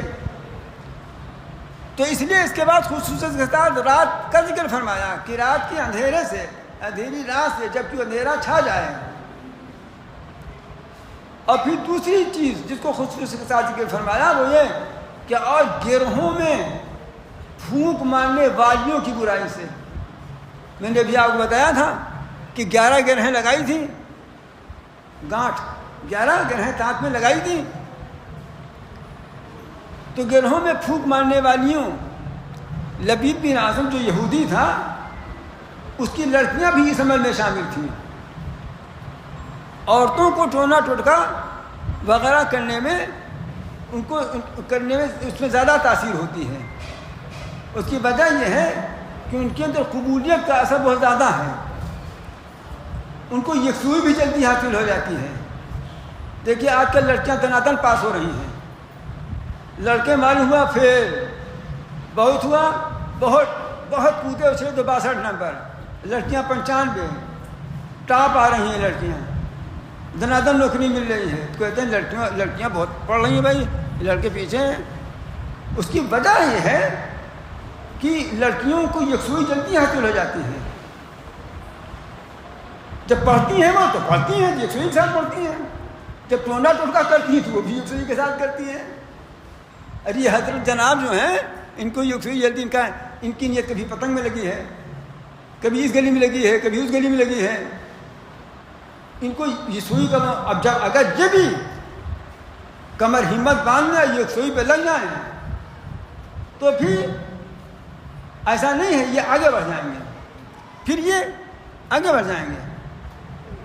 لیکن چونکہ یکسوئی نہیں استعمال کرتے اس لیے آگے، اور جو کرتے ہیں وہ آگے بڑھ جاتے ہیں۔ تو ایک تو یہ کچھ میں لڑکیاں شامل تھیں، اس لیے یہ بات موقع کی مناسبت سے آ گئی۔ اور دوسری بات یہ بھی ہے کہ اس سے مراد ذرا ایک علمی بات ہے کہ بعض نے نفوس مراد دیا ہے، نفوس، اور نفوس ظاہر بات ہے مؤنث کا صیغہ ہے، اس لیے نفاسات کا لفظ آ گیا۔ تو من شر النفاسات، گروہوں میں پھونک مارنے والی وغیرہ سے، اس میں پھونک مار کر کے۔ اب سنیے یہاں ایک بات اور، آج کل فتویٰ دینے میں اتنی جلدی مچاتے ہیں لوگ کہ جیسے فتویٰ اگر نہ دیا انہوں نے تو آفت پڑ جائے گی، جبکہ ہمارے علماء سلف نے سب الگ معاملہ، دودھ کو دودھ، پانی پانی الگ کر دیا ہے، کچھ چھوڑا نہیں ہے۔ اگر کسی چیز میں کوئی اختلاف تھا تو اس کو بھی لکھ دیا، تو جس چیز میں اختلاف ہو اس کو اسی حد پر رکھنا چاہیے۔ یہاں چونکہ بہت سے علماء کرام بھی موجود ہیں اس لیے میں اس بات کو اور بیان کرتا ہوں۔ یہ گنڈا، جیسے بعض چیزوں کا گنڈا بنتا ہے، گنڈا میں گرہ لگائی جاتی ہے نا، گانٹھیں لگائی جاتی ہیں، چنانچہ تعویذ گنڈے والے مشہور ہیں، یہ تعویذ گنڈا والا ہے۔ تو مشہور اسی لیے ہیں کہ جیسے پیر مشہور ہو گئے ہیں، لیکن اگر پیر نہ ہو تو نہ دنیا کا کام چلے نہ دین کا کام چلے، بشرطے کہ پیر صحیح ہو۔ اور پیر چونکہ زیادہ تر تعداد ان کی گڑبڑوں کی ہو گئی اس لیے بدنام ہو گئے بیچارے۔ لیکن اس کا مطلب یہ نہیں ہے کہ پیر کی ضرورت نہیں ہے، صحیح پیر ہو تو اس کی ضرورت ہے، اس کے بغیر کام نہیں چل سکتا۔ تمام علماء سلف نے یہ بات رکھی ہے کہ تعویذ جو ہے صحابہ کے دور سے یہ بات ثابت ہے کہ تعویذ اگر اس کا مضمون شریعت کے خلاف نہیں ہے اور وہ جس مقصد کے لیے استعمال کیا جا رہا ہے وہ مقصد بھی شریعت کے خلاف نہیں ہے، طریقہ استعمال بھی شریعت کے خلاف نہیں ہے، تین شرائط کے ساتھ اس کا استعمال جائز ہے۔ اور ان میں سے کوئی بات بھی شریعت کے خلاف ہے، انہیں قرآن مجید کی آیت ہے تو مضمون صحیح ہے، لیکن مقصد کیا ہے؟ غلط مقصد ہے، کسی کو اذیت پہنچانا، کسی کو تکلیف پہنچانا، یہ مقصد ہے تو اب یہ کام ناجائز ہو جائے گا. یا مقصد صحیح ہے، مثلا مقصد یہ ہے کہ دکان چل جائے، اور جو تعویذ گنڈا کر رہے ہیں وہ شریعت کے خلاف ہے، مثلا اس میں غیر اللہ سے استمداد طلب کیا گیا ہے، تو یہ بھی حرام یا ناجائز یا شرک جس درجے کا ہوگا وہ ہو جائے گا. اسی طرح سے گنڈے کا بھی معاملہ ہے. اب اس سے آج پڑھ لیا پھونک مارنے والی، یہاں تو جادو والا پھونک مارنے کا تذکرہ ہے نا. اب نئے نئے مفتی کو نکلے، انہوں نے فتویٰ دے دیا ابھی بعض دفعہ حفاظت عمل کے لیے گنڈے بنا دیے جاتے ہیں قرآن مجید کی آیتیں پڑھ کر کے، مقصود اس سے حفاظت حمل ہے. ڈاکٹر لوگ اس کی مخالفت کریں تو بات سمجھ میں آتی ہے. کیوں سمجھ میں آتی ہے؟ اس لیے سمجھ میں آتی ہے کہ ان کا گھاٹا لگتا ہے. اگر گنڈا تعویذ سب کام چل جائے تو کون جائے گا ان کے گھاٹا سن کرانے؟ سمجھ رہے ہیں حافظ جی؟ جو زور سے بول گئے نا. ہاں لیکن یہ بیچارے یہ لوگ یہ کیوں اصل مخالفت کرتے ہیں؟ اس کی اطمینان اس بات کا ہونا چاہیے کہ یہ اس میں پڑھا کیا جا رہا ہے اور کس مقصد کے لیے پڑھا جا رہا ہے، اس بات کا اطمینان ہونا چاہیے. اس شرط کے ساتھ جائز ہے، اس شرط کے ساتھ جائز ہے.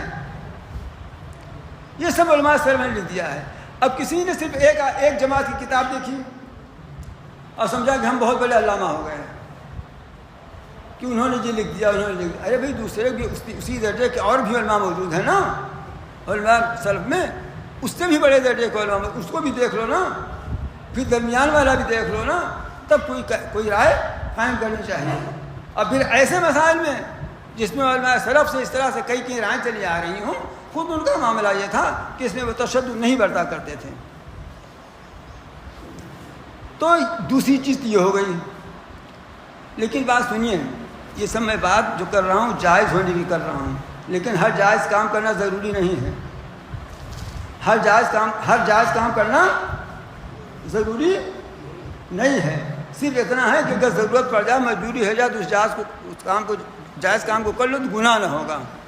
لیکن ہر جائز کام کرنا ضروری نہیں ہے کہ دکان کھول کے آپ بیٹھ جائیے زعفران رافع کھول کر کے اور داغا باندھ کے. یہ اس سے منع کیا گیا ہے. پیشہ بنانے کی کوئی گنجائش نہیں ہے. یہ سب کام تو للہ فی اللہ ہونا چاہیے، اور وہ بھی اس کی طرف بہت توجہ نہیں ہونی چاہیے. اصل بات تو یہ ہے کہ پڑھو. یہ اصل بات تو جو ہمیں سکھائی گئی ہے وہ یہ کہ تم یہ پڑھو. پڑھنے کا فائدہ ہے. رسول اللہ صلی اللہ علیہ وسلم کی سیرت یہ کو پڑھتے تھے. صحابہ کا معمول تو یہی تک وہ پڑھا کرتے تھے. بھائی سنیے، شربت پینے سے پیاس بجھے گی کہ سونگھنے سے حافظ جی؟ ہاں سونگھنے سے نہیں بجھے گی نا. یہ سب تعویذ گھنٹا والے سونگھنا چاہتے ہیں، پینا نہیں چاہتے. اور سیرت ہمیں بتاتی کہ پیو. پڑھنے کا مطلب کیا ہے درگا جی؟ پیو. جب پیو گے تو ظاہر و باطن پر اس کا اثر ہوگا، دماغ روشن ہوگا، دل چمکے گا. اور تیسری چیز خصوص کے ساتھ جس کے شر سے پناہ مانگی گئی ہے، پناہ مانگنے کا حکم ہے وَمِن شَرِّ حَاسِدٍ إِذَا حَسَدَ. حسد کرنے والے کے شر سے جبکہ وہ حسد کرے. ہمیشہ نہیں، جب وہ حسد کرے تب اللہ اس کے شر سے محفوظ رکھیے گا. حسد کسے کہتے ہیں؟ حسد اس کو کہتے ہیں کہ آپ نے کسی کی ترقی دیکھی، اس کی اولاد کی ترقی دیکھی، اس کے کاروبار کی ترقی دیکھی، تو یہ سوچنا کہ یہ چیز اس کی ختم ہو جائے، یہ چیز اس کے پاس سے ختم ہو جائے، ہم کو ملے چاہے نہ ملے. بہت اچھی گاڑی لایا ہے یہ 52 لاکھ کی، ہم کو ملے اللہ میں نہ ملے، لیکن یہ نکلا ہے تو ایکسیڈنٹ ہو کے سب چور چار ہو جائے. یہ اس کا نام کیا ہے؟ حسد ہے. ہمارے حضرت جلال آبادی رحمۃ اللہ علیہ فرماتے تھے کہ بدنگاہی جانتے ہیں نا، بدنگاہی بری نگاہ سے دیکھنا. عام طور سے اس کا مفہوم یہی سمجھا جاتا ہے کہ غیر محرموں کو دیکھنا یہ بدنگاہی ہے نا. یعنی لڑکیوں کو دیکھنا، عورتوں کو دیکھنا، اسی کو بدنگاہی سمجھا جاتا ہے نا. جو بدنگاہی تو ہے ہی ہے، یہ میں تھوڑے کہہ رہا ہوں نہیں ہے، لیکن اسی کو سمجھا جاتا ہے. ہمارے حضرت فرماتے تھے نظر بد یہ ہے کہ تم نکلے، دیکھا کہ تمہارے پڑوسی کا، تمہارے رشتہ دار کا، تمہارے کسی دوست کا، کسی ملاقاتی کا، کسی کا مکان بہت عمدہ بن گیا، اس کے دروازے میں گاڑی بڑی قیمتی کھڑی ہے، اس کی اشیاء بڑے اچھے خاندان میں ہو گئی، تو اس کو تم نے اس نظر سے دیکھا، یہ نظر بد ہے، اس نظر سے دیکھا، یہ بھی اس کو بھی کوئی بندگاہی سمجھتا ہے، یہ نظر بد ہے۔ اور اگر اسی میں یہ بات شامل ہو گئی کہ یہ چیز اس کے پاس نہ رہ جائے تو اس کا نام حسد ہے۔ اور اس حاسد کے شر سے بچانے والی ذات صرف اللہ تعالیٰ کی ہے۔ لیکن علماء فرماتے ہیں، بزرگان نے لکھا ہے کہ اللہ محسود بنائے، حاسد نہ بنائے۔ یعنی اللہ تعالیٰ ہمیں ایسی حیثیت میں رکھیں کہ اگر دوسرے لوگ حسد کریں تو کریں، وہ جانیں، لیکن ہمارے دل میں کسی کی طرف سے حسد نہ پیدا ہو، ہمارے دل میں کسی کی طرف سے حسد۔ یہ حسد ایک ایسی بیماری ہے کہ جو حسد کرنے والے ہی کو ہر وقت کچوکے لگاتی رہتی ہے، ہر وقت اس کو جلاتی رہتی ہے۔ یہ شوگر اور بلڈ پریشر سے زیادہ بری بیماری ہے۔ تم کچھ کو اس کا کچھ کر سکتے نہیں تم، لیکن جلے جا رہے ہو، جلے جا رہے ہو۔ لیکن یہ حسد کرنے والے کا حسد اس وقت ہمارے لیے نقصان دہ ہے جب حسد پر عمل کرنے کی کوشش کرے۔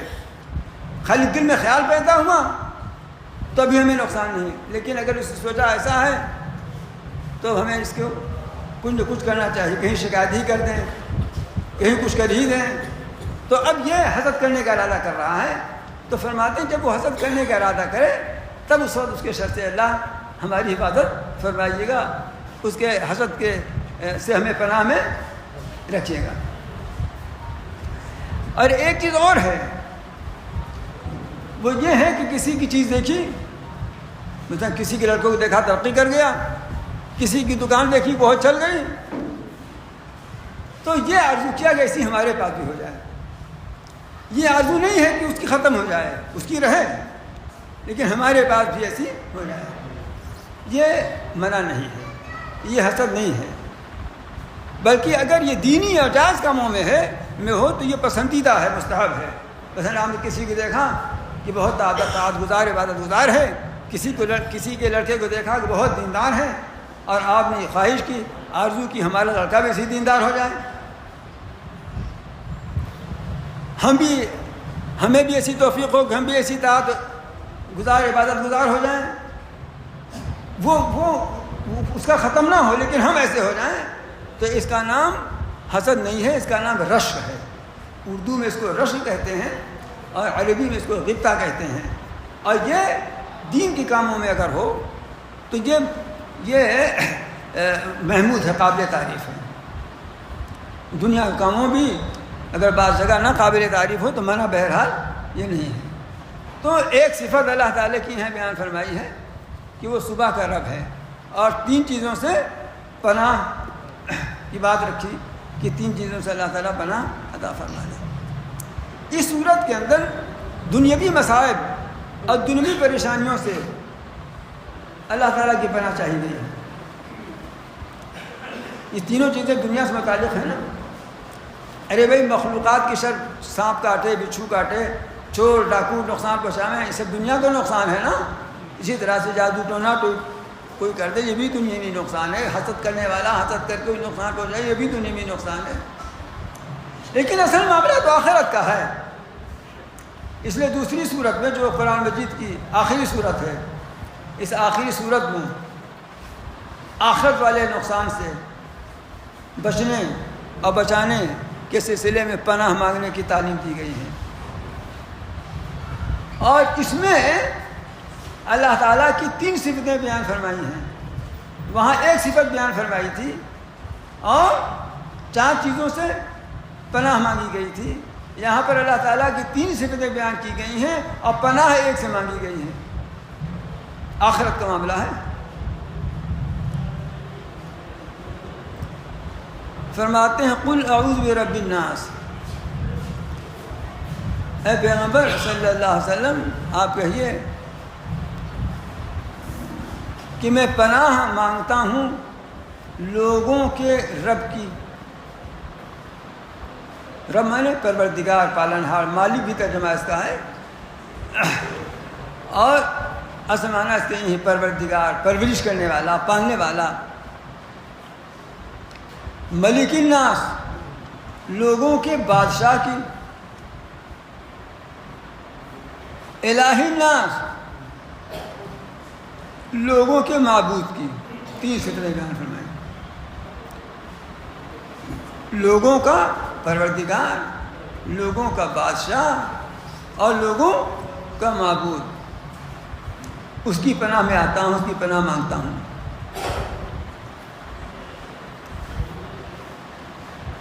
پیچھے ہٹ جانے والے یعنی شیطان کے وسوسے کے شر سے پناہ صرف اسی سے مانگی گئی. شیطان الخناس، پیچھے ہٹ جانے والا، اس سے مراد شیطان ہے. اس لیے حدیث شریف میں آتا ہے کہ انسان کے دل پر شیطان بیٹھا رہتا ہے اور اپنی چونچ رکھے رہتا ہے. جب اللہ کا ذکر کرتا ہے تو ہٹ جاتا ہے پیچھے، اور جب ذکر اللہ سے غافل ہوتا ہے تو پھر موجود ہو جاتا ہے، پھر مسلط ہو جاتا ہے. تو پیچھے ہٹ جاتا ہے نا ذکر اللہ سے، اس لیے خناس کہا. اب اردو والے پتہ نہیں کیوں کہتے ہیں کسی کو اس کے دماغ میں بڑا خناس ہوتا ہے، تو جو کہتے ہیں خناس ہوتا ہے تو سمجھتے نہیں کہ ہم کیا کہہ رہے ہیں. اس کا مطلب یہی ہے کہ شیطان گھسا ہے جو کہ خناس ہے. اب جس کے بھگانے کی تدبیر یہی تھی کہ اللہ کا ذکر کرتا تو بھاگ جاتا وہ تو کرتے نہیں. الذی یوسوس فی صدور الناس، وہ شیطان، وہ خناس جو لوگوں کے دلوں میں وسوسہ ڈالتا ہے.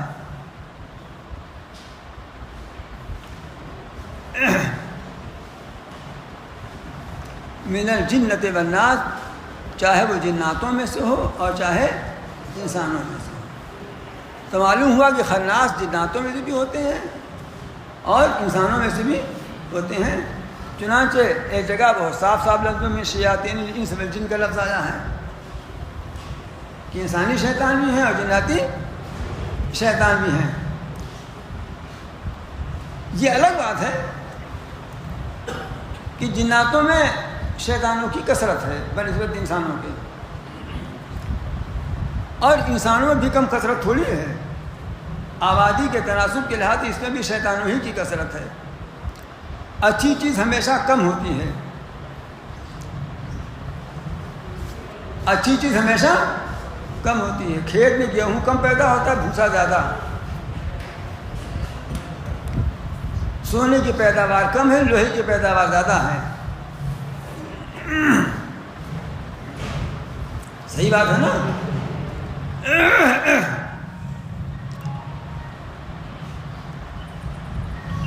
جناتی شیطان لوگوں میں جو وسوسہ ڈالتے ہیں تو وہ دکھائی نہیں دیتا.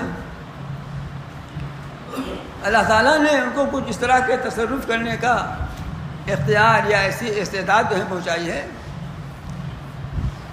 کہ وہ تصرف کر دیتے ہیں. بہکا دیا انہوں نے. اس سے حفاظت کا ذریعہ صرف اللہ تعالیٰ سے پناہ مانگنا ہے. انسانی شیطان جو اثر ڈالتے ہیں وہ بھی یہ ہے کہ برے ساتھیوں سے دوستی ہو گئی، بری چیز کو اچھا بنا کر پیش کر دیا. جیسے آج ہو رہا ہے کہ انشورنس کمپنیوں کے ایجنٹ انشورنس کی ایسی فضیلت، ایسے فضائل، اتنے فوائد بنا کے پیش کرتے ہیں کہ آدمی کی رات ٹپکنے لگتی ہے. تو ایک بری چیز کو جو جوا ہے، انشورنس میں سود جوا دونوں شامل ہے، اس کو انہوں نے اتنا خوبصورت بنا کر کے پیش کر دیا.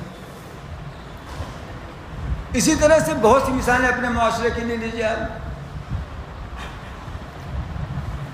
بہت سی مثالیں.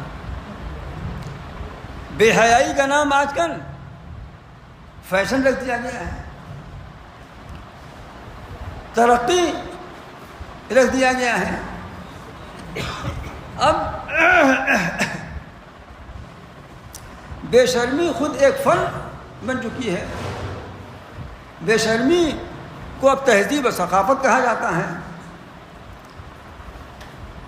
اگر تہذیب و ثقافت آپ نہ سمجھتے ہوں تو کلچر کہہ دیجیے.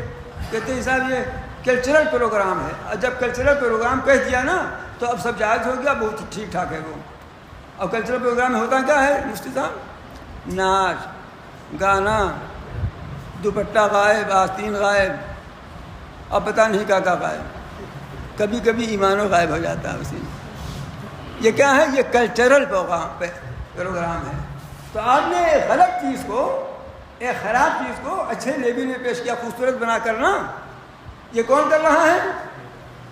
انسان کر رہا ہے نا۔ اور پھر یہ وسوسہ ڈالتا ہے، یہ سمجھاتا ہے، اس کے فوائد بتاتا ہے، اس کے منافع سمجھاتا ہے، اور اس کے خلاف کرنے کو پسماندگی، بیک بنڈس قرار دیتا ہے۔ کہاں آپ اس سے کرنے پڑے ہوئے ہیں؟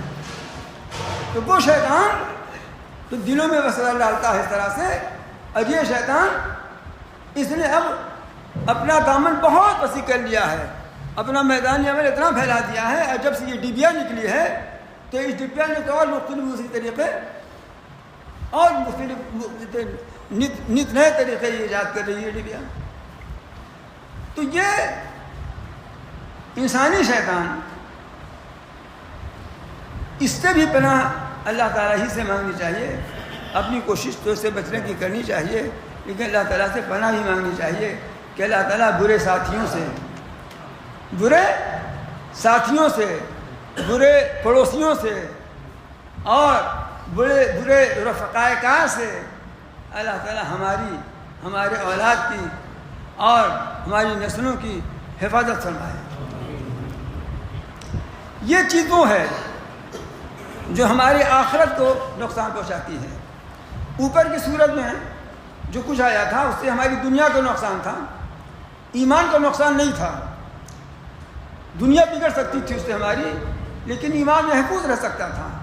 لیکن اس صورت میں جس چیز سے پناہ مانگی گئی ہے وہ چیز ہے کہ اگر اس میں گڑبڑ ہو گئی تو یہ ہماری دین کو اور آخرت کو تباہ کر دینے والی چیز ہے، جس سے نکلنے کا، اس پہ پھنس جانے کے بعد جس سے نکلنے کا کوئی راستہ نہیں ہے۔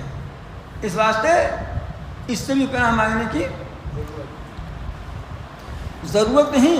یہ تعلیم دی گئی ہم کو کہ صبح شام یہ کام کر لیا کرو تاکہ تمہاری دنیا بھی درست رہے اور تمہارا دین بھی درست رہے، تمہاری آخرت بھی درست رہے۔ اب دیکھیے آپ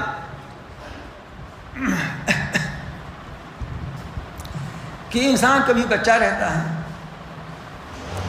جس کو پرورش اور تربیت کی ضرورت ہوتی ہے،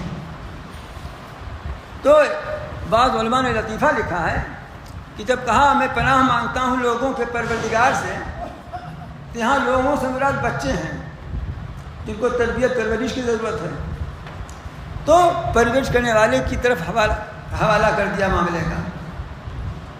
ابھی یہی بچہ جو جوان ہو گیا تو جوان بغیر ڈنڈے کے نہیں سنتا، اور ڈنڈا ہوتا ہے بادشاہ کے ہاتھ میں، اس لیے فرمایا ملک الناس، پناہ مانگتا ہوں لوگوں کے بادشاہ سے کہ یہ اگر نہ ہوا تو ڈنڈا سے سدھاریں گے یہ۔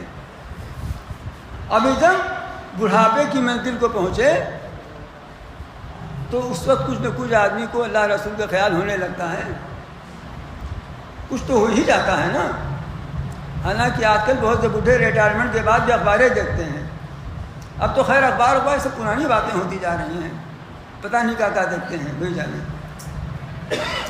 بہرحال بڑھاپے کی عمر ایسی ہے کہ کچھ نہ کچھ آخرت کا خیال ہوتا ہے، عبادت میں لگنا چاہتا ہے، لگنا چاہیے، تو اس لیے فرمایا الہی الناس، بچوں کے لیے کہ رب کی پناہ مانگتا ہوں، گویا یہ کہا، جوانوں کے بادشاہ کی پناہ مانگتا ہوں، گویا یہ کہا، گویا میں کہہ رہا ہوں، اور لوگوں کے معبود یعنی بوڑھوں کے بھی معبود کی اب ان کی توجہ عبادت کی طرف ہے۔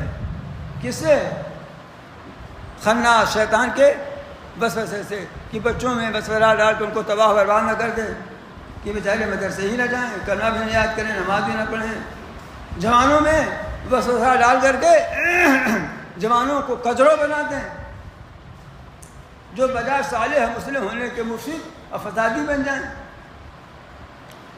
اور بوڑھوں میں وسوسہ ڈال کے ان کے بڑھاپے ہی کو برباد کر دیں، کہ نہ ادھر کے رہ جائیں نہ ادھر کے رہ جائیں۔ کیسی جامع دعائیں ہیں، کیسی جامع دعائیں ہیں۔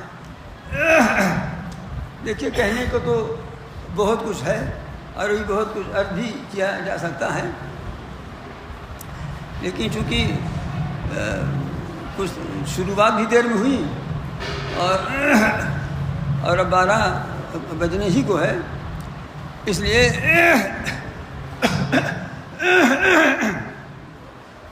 یہیں پر ختم کرتے ہوئے ایک نقطے کی بات اور عرض کرتا ہوں۔ دیکھیے ایک لفظ بس ہے نا، بس وہ بس نہیں جس پر لوگ سواری کرتے ہیں ٹکٹ لے کے، جیسے آیا کہ بھائی بس کیجئے بس کیجئے۔ یہ بس جو لفظ ہے یہ ہر زبان میں بولا جاتا ہے۔ کچھ الفاظ ایسے ہوتے ہیں جو ماہرین لسانیات جانتے ہیں کہ کچھ لفظ ایسے ہیں جو ہر زبان میں ہے، طبعی لفظ ہیں وہ، جیسے آہ او۔ اب کیا عرب والے انگریز والے کا دوسری طرح ہو کرتے ہیں کا؟ تو اسی میں تو ویسے ہی نکلے گی نا آواز، تو بس بھی انہی لفظوں میں ہے۔ چنانچہ عربی ادب کی بہت سی کتابوں میں نے بس پڑھا ہے، یہی والا بس۔ تو بس معنی کیا ہے؟ کافی، بس معنی کافی۔ غالباً صاحب روح المعانی نے لکھا ہے کہ بعض لوگوں نے یہ نقطہ لکھا ہے کہ اس کتاب کی شروعات با سے ہوئی ہے نا، بسم اللہ الرحمن الرحیم، با سے ہے نا شروعات، اور خاتمہ سین پر ہوا ہے من الناس، اب بے سین ملا دو تو بس، مطلب یہ کتاب تمہارے لیے بس ہے۔ یہ نقطہ ہے، تفصیل نہیں ہے، نقطہ کو نقطہ ہی رہنے دیجیے گا، لیکن اگر حلق سے اتر جائے تو بہت کام کا نقطہ ہے۔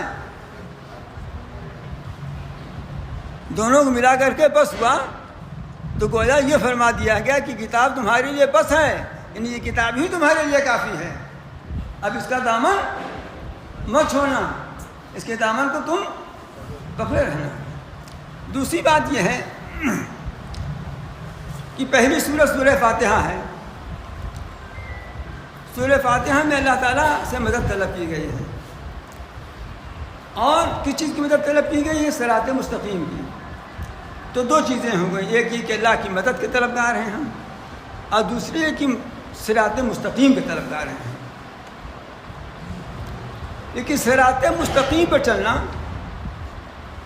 اور اللہ کی مدد کا مستحق بننا، اس کے بغیر ممکن نہیں ہے کہ ہم شیطانی وسوسوں سے محفوظ رہیں، اور شیطانی وسوسوں اور برائیوں سے محفوظ رہنا یہ کل اپنے اختیار میں نہیں ہے جب تک کہ اللہ تعالیٰ کی مدد نہ شامل ہو۔ اس لیے ہماری زندگی کے لیے، اس پوری زندگی کے لیے 3 چیزیں ضروری ہو گئیں۔ ایک یہ کہ اللہ کی مدد ہمیں درکار ہے، دوسرے یہ کہ صراط مستقیم درکار ہے، تیسرے یہ کہ اس پر چلنے کے لیے ہمیں اللہ کی پناہ چاہیے، جو اللہ ہمیں اپنی پناہ میں رکھے تاکہ ہم اس شیطان مردود کے بہکاوے میں، اس کے برگلانے میں، اس کے دھوکہ دینے میں نہ آ سکیں، اسے رکھے، تب جا کر کے ہماری زندگی کامیابی کی راہ پر چل سکتی ہے، پہنچ سکتی ہے۔ اب سنیے ایک بات اور، چلتے چلتے سنیے، یہ قرآن مجید صرف مردوں کے لیے نہیں نازل ہوا ہے، یہ عورتوں کے لیے بھی نازل ہوا ہے۔ جتنا مردوں کے لیے نازل ہوا ہے اتنا ہی عورتوں کے لیے بھی نازل ہوا ہے۔ یہ غلط مشہور ہے کہ عورتوں کو اسلام میں کم حق ملا ہے۔ ایک مرد کو تلاوت میں جتنا ثواب ملتا ہے، ایک عورت کو بھی اتنا ہی ثواب ملتا ہے۔ ایک حرف کے تلاوت پر اگر 10 نیکی ایک مرد کو ہے تو عورت کے لیے 5 نیکی تھوڑو ہے، اس کے لیے بھی 10 نیکی ہے۔ روزہ میں جتنا ثواب مرد کے لیے ہے اتنا ہی ثواب عورت کے لیے بھی ہے۔ نماز میں تہجد پڑھے، اشراق پڑھے، مرد جتنا ثواب ملے گا اتنا ہی ثواب عورت کو ملے گا۔ اس میں کوئی تفریق نہیں ہے۔ تفریق جہاں ہے وہاں اصل میں تفریق نہیں ہے، تفریق لباس میں ہے۔ مرد کے لیے لباس یہ ہے کہ ٹخنے سے اوپر ہو، گھٹنے سے نیچے ہو، عورت کے لیے لباس یہ کہ ٹخنے سے بھی نیچے ہو۔ بات سمجھ میں آ رہی ہے نا؟ میں بہت تفصیل میں نہیں جاؤں گا اس لیے کہ وقت زیادہ ہو رہا ہے آپ لوگوں کے لیے، تو اس سے اختصار سے کام لے رہا ہوں.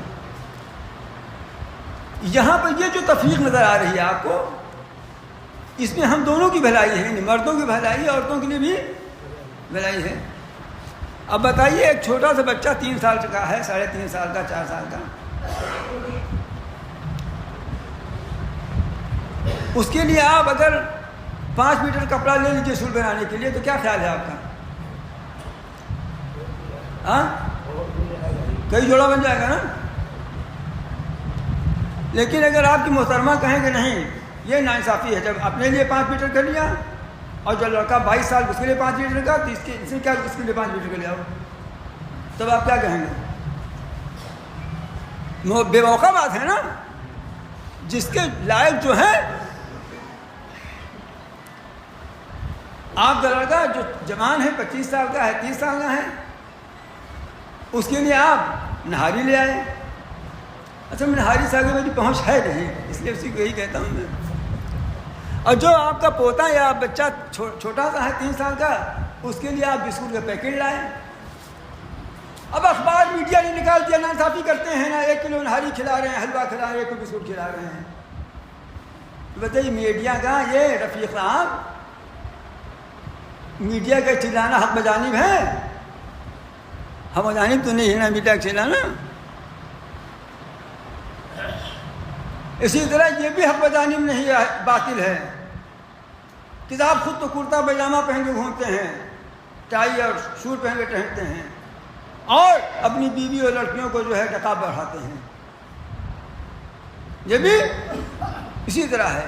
اس کا مزاج الگ ہے، اس کا مزاج الگ ہے، اس کی ضرورت الگ ہے، اس کی ضرورت الگ ہے.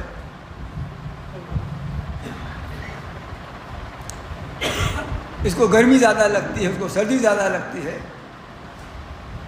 اس کو میٹھا پسند ہے، اس کو کھٹا پسند ہے. دیکھیے کہاں کی بات کہی میں نے جوڑی. دیکھیے حافظ جی سمجھ گئے، یہ رفیق صاحب نہیں سمجھ پاتے. اس کو میٹھا پسند، اس کو کھٹا ہے نا. بات بتائی تھی حافظ جی، بات میری سمجھتے ہیں. اب یہ تفریق کر رہے ہیں، آپ تفریق کر رہے ہیں، تفریق نہیں کر رہے ہیں، یہ انصاف کر رہے ہیں کہ جس کو جو پسند ہے اور اس کے جو مناسب ہے وہ اس کو عطا کر رہے ہیں، وہ اس کو دیا جا رہا ہے. یہ تو تم ہو کہ سب کو ایک لکڑی ہانکنا چاہتے ہو. میں عرض یہ کر رہا تھا کہ یہ کلام الہی ہے، کتاب الہی ہے. جتنا مردوں کے لیے ہے اتنا ہی عورتوں کے لیے ہے. اس لیے میں آپ حضرات سے گزارش کیا کرتا ہوں کہ بھائی اس طرح کے پروگراموں میں کبھی اپنی خواتین کی بھی لایا کیجیے، یا ان کے لیے الگ سے کوئی انتظام کیجیے تاکہ وہ بھی قرآن کے پیغام کو سمجھیں. آخر سورہ نور کی آیات، سورہ احزاب کی آیات، پوری ایک سورہ نساء موجود ہے. یہ کس کے لیے ہے؟ اس میں تو عورتوں کے لیے مخصوص احکام موجود ہیں. ان کے ایمان کی حفاظت ہی کے لیے نہیں، بلکہ ان کے عزت و ناموس کی حفاظت کے لیے. اور پھر یہ کہ جو آج 3 صورتیں آپ کے سامنے تلاوت کی گئیں اور جن کے سلسلے میں کچھ تھوڑی سی معروضات پیش کی گئی ہیں، میں تو کہا کرتا ہوں عام طور سے، ارے بھائی ہر عورت میں اس لیے کہہ رہا ہوں کہ سب سے پہلے ماہی کے سے تو واسطہ ہے لڑکے کا. اگر وہ توجہ کے ساتھ یہ آیتیں پڑھ کر کے دم کر دے اپنے بچے کے اوپر، تو امام صاحب کو ڈھونڈنے کی ضرورت نہ پڑے گی. اور امام صاحب بغیر بیچارے فیس کی مل جاتے ہیں تو اسی میں خوش ہو جاتے ہیں کہ فلاں صاحب نے اپنے بچے کو ہم سے پھکوا لیا، اسی میں بہتر ان کا معاملہ تر رہتا ہے. ڈاکٹر کی بھی ضرورت نہ پڑے گی آپ کو. امام علامہ ابن قیم نے، مجھے یاد پڑتا ہے کہ اپنی کتاب طب النبی بھی لکھا، کبھی پڑھا تھا میں نے اور انشاءاللہ صحیح یاد ہے، لکھا ہے کہ علاج کے سلسلے میں سب سے پہلے دعا ہے، ادویہ پہلے ہیں، ادویہ کا نمبر بعد میں ہے. آخر میں نے ابھی آپ کو بتایا نا کہ ام المؤمنین حضرت صدیقہ فرماتی ہیں کہ رسول اللہ علیہ وسلم کو جب کوئی تکلیف ہوتی تھی تو یہ معوذتین پڑھ کر کے اور دم کر لیا کرتے تھے. لیکن آج آپ بتائیے کہ معوذتین کتنے لڑکوں کو ہمارے یاد ہے؟ میں حافظ قرآن نہیں کہہ رہا ہوں، 1 سے 100 تک ان کو گنتی یاد ہے، 1 سے 100 تک نہیں یاد ہے، لیکن 1 سے 100 تک یاد ہے۔ اور اسی طرح سے کیا کہتے ہیں، پہاڑا کو ٹیبل کا کہتے ہیں، خدا جانے، وہ یاد ہے، لیکن معجزتین نہیں یاد ہے۔ معجزتین جانتے نہیں کہاں ہے، اچھے خاصے لوگ نہیں جانتے، بوڑھے لوگ نہیں جانتے ہیں۔ جب کہو سورہ فلق سورہ ناس تو بھی منہ تاکتے ہیں۔ یہ میں آپ کی برادری کی بات کر رہا ہوں جو کبھی مسجد جھانکنے آ جاتے ہیں، چاہے ٹھکانے ہی کے لیے جھانکنے آ جائیں، میں ان کی بات کر رہا ہوں۔ اور جو اتنا بھی نہیں جھانکنا چاہتے وہ تو پتہ نہیں کس دنیا میں اڑ رہے ہیں۔ تو حق تعالیٰ نے تو ہمیں ایسی کتاب ہدایت عطا فرمائی ہے جو ہمارے روحانی تزکیہ اور باطنی بیماریوں کے لیے مکمل علاج ہونے کے ساتھ ساتھ ہماری جسمانی بیماریوں اور جسمانی امراض کے لیے بھی شفا ہے۔ شرط یہ ہے کہ ہم اس کو اس کی شرائط کے ساتھ استعمال کریں۔ شرط یہ ہے کہ ہم اس کو اس کے شرائط کے ساتھ، بھائی دیکھیے، اگر روح افزا میں آپ 1 گلاس روح افزا میں 2 چمچہ نمک بھی ڈال دیجیے، 3 چمچہ میٹھا بھی ڈال دیجیے، تو کتنا فائدہ کرے گا حافظ جی؟ ہاں، بہت فائدہ کرے گا۔ ایک گلاس روح افزا میں 3 چمچہ مرچا اور 2 چمچہ نمک ڈال دیجیے، تو کتنا فائدہ کرے گا؟ تماشا ہوگا، تماشا، اچھلنے کودنے لگے گا جس کو پلا دیجیے گا اگر دھوکے میں پی لیا اس نے۔ روح افزا کی طرح پیو نا، قرآن کی صورتیں، قرآن کی صورتوں کی طرح تلاوت کرو، عظمت و احترام حسن اعتقاد کے ساتھ پڑھو۔ دیکھو پھر خدا کی قسم فائدہ ہوتا یا نہیں فائدہ ہوتا۔ جب رب العالمین نے، رب کائنات نے، رب الناس نے، ملک الناس نے، الہ الناس نے وعدہ کر کے بھیجا ہے ان صورتوں کو اور اپنے اس کلام کو، تو فائدہ نہ ہونے کا سوال کیا پیدا ہوتا ہے کہ نہ فائدہ ہوگا؟ در حقیقت یہ کتاب ہماری دنیا کو بھی سنوارتی ہے اور ہماری آخرت کو بھی سنوارنے والی ہے۔ اور جیسا میں نے وہ ابھی نقطہ آپ کے سامنے عرض کیا تھا کہ یہ کتاب ہمارے لیے بس ہے، یہ کتاب ہمارے لیے بس ہے، کافی ہے۔ اس کے بعد ہمیں کسی چیز کی ضرورت نہیں۔ حدیث رسول کی ضرورت اس لیے ہے کہ اس کے بغیر ہم اس کتاب کو سمجھ نہیں سکتے۔ حدیث رسول کی ضرورت تو سیرت رسول کی ضرورت، حدیث رسول کی ضرورت ہمیں ہے، اس لیے کہ بغیر اس کے ہم اس کو نہیں سمجھ سکتے، اس لیے اس کی ضرورت ہم کو ہے۔ جیسا میں نے آپ سے عرض کیا کہ آج میرے لیے یہ بہت مسرت کا دن ہے کہ حق تعالیٰ کی توفیق سے اس کو کسی نہ کسی طرح جو ہے تکمیل تک پہنچانے کی نوبت آئی ہے، اور آئندہ ہفتے انشاءاللہ پھر ہم اس کو شروع کر دیں گے اگر زندہ رہے تو، اور صحت یاب رہے تو۔ اور جیسا میں نے ابھی عرض کیا تھا کہ ہمیں نہیں پتہ ہے کہ آئندہ ہمیں اس کی تکمیل کی نوبت آئے گی، نوبت نہ آئے گی، لیکن اگر خدا نخواستہ نہ بھی نوبت آئی اور انہی کے راستے میں دم نکل جائے تو یہ بھی کچھ کم سعادت کی بات نہیں ہے، بشرطے کہ ان کے یہاں سے قبولیت کا شرف حاصل ہو جائے۔ تو آپ حضرات بھی دعا فرمائیں، میرے لیے بھی، اپنے لیے بھی۔ ابھی انشاءاللہ اجتماعی بھی دعا ہوتی ہے، لیکن اس سے پہلے ہم چاہتے ہیں، اصل میں کئی سال سے دستاویزی نہیں ہوئی، کئی بچوں نے عفت کیا چلے گئے، یہ ہے، ابھی اس موقع بھی مدرسہ کھلنے کو بھی نہیں ہے، ابھی کھلائی ہے، سب لڑکے ہیں بھی نہیں، 4-5 لڑکے تھے، ان سب نے کہا کہ آپ نے وعدہ کیا تھا کہ شعبان میں نہیں ہو بیعت کر دیں گے، میرا ارادہ آج دستار بندی کا تھا نہیں، اس لیے خالی دستاریں بھرائی ہے، آگے پیچھے کچھ نہیں ہے۔ تو رات میں لوگوں نے کہا، لڑکے کہہ رہے ہیں جو موجود ہیں وہ کہہ رہے ہیں ہماری پگڑی باندھ دیجیے، ہماری پگڑی، تو میں نے سوچا باندھے دیتا ہوں، اس لیے منور رانا کا ایک شعر تھا کیا کہ تمہاری محفلوں میں ہم بڑے بوڑھے ضروری ہیں، اگر ہم ہی نہیں ہوں گے تو پگڑی کون باندھے گا؟ تو پتہ نہیں رہے نہ پگڑی باندھ دیتے ہیں۔ اور اس وقت ہمارے کچھ دوست بھی آئے ہوئے ہیں، جس میں مولانا حبیب اللہ صاحب قاسمی جو شعبہ دینیات دہلی یونیورسٹی کے ڈین ہیں، مولانا اخلاق احمد صاحب مظاہری جو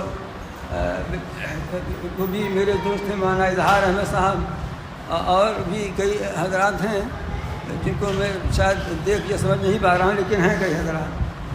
میں دوست اس لیے کہہ رہا ہوں اگرچہ میرے شاگرد ہیں، اس شاگردوں کے کہنے کا اب چلن ہوا ہے، ورنہ پہلے استاد کے شاگردوں کو وہ دوست ہی کہا جاتا تھا۔ حضرت امام محمد، امام ابو یوسف رحمۃ اللہ علیہ امام ابو حنیفہ کے شاگرد ہیں، ہاں، لیکن ان کو صاحبین کہا جاتا ہے، یعنی ان کے دو ساتھی۔ یہ لوگ بھی آئے ہوئے ہیں، ہم مولانا مزمل صاحب مظاہری موجود ہیں، یہ ہمارے مدرسے میں پہلے استاد رہ چکے ہیں۔ اس موقع سے فائدہ اٹھاتے ہوئے ان بچوں کی خواہش کی اگر آپ لوگوں کی اجازت ہے تکمیل کر دی جائے، ورنہ میں نے کچھ اور سوچا تھا کہ ان کو کچھ انعام بھی دیں گے۔ ابھی رات ہی میں لوگوں نے کہا، ان کا چلا یہ کام بھی ہو جائے، اس لیے کہ اتنے بڑے بڑے علماء آ رہے ہیں، ان کے ہاتھ سے ہو جائے۔ اجازت ہے حافظ جی؟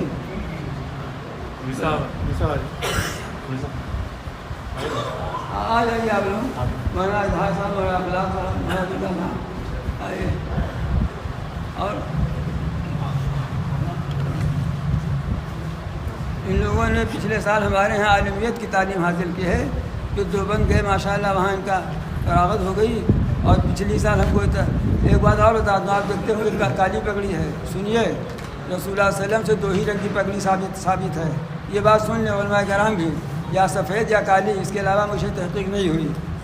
ہری پگڑی لال کہاں سے نکلی ہمیں نہیں معلوم، تو میں اتنا فرق کرتا ہوں کہ جہیز والوں کے لیے سفید باندھ دیتا ہوں اور عالمیت والوں کو کالی کا کہ تھوڑا سا فرق ہو جائے، اس لیے ایسا کرتے ہیں۔ ٹھیک ہے، ایسا ہے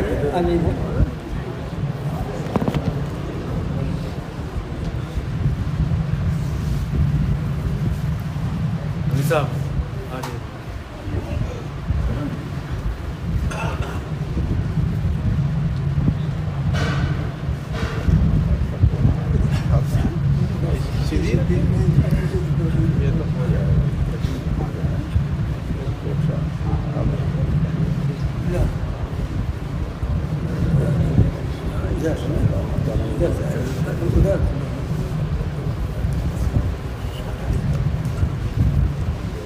پورا کر دیں۔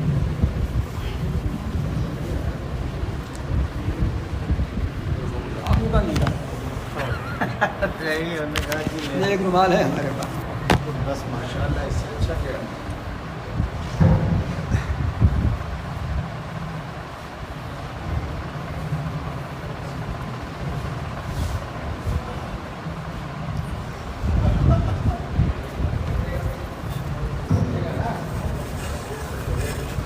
ان لوگوں نے ماشاء اللہ تراویح سنائی ہے۔ اچھا،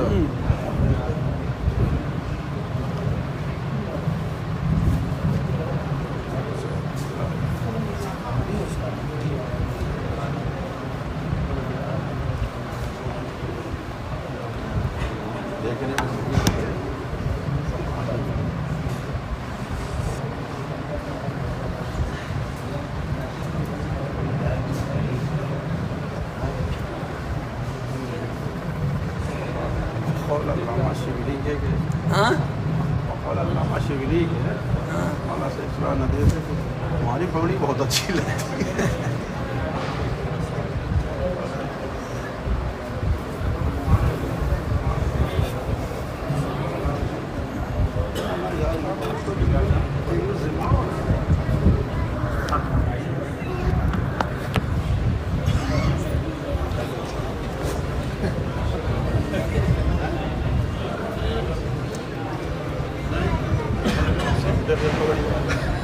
ان سب بچوں نے ماشاء اللہ تراویح سنائی ہے، اس سال بھی سنائی ہے۔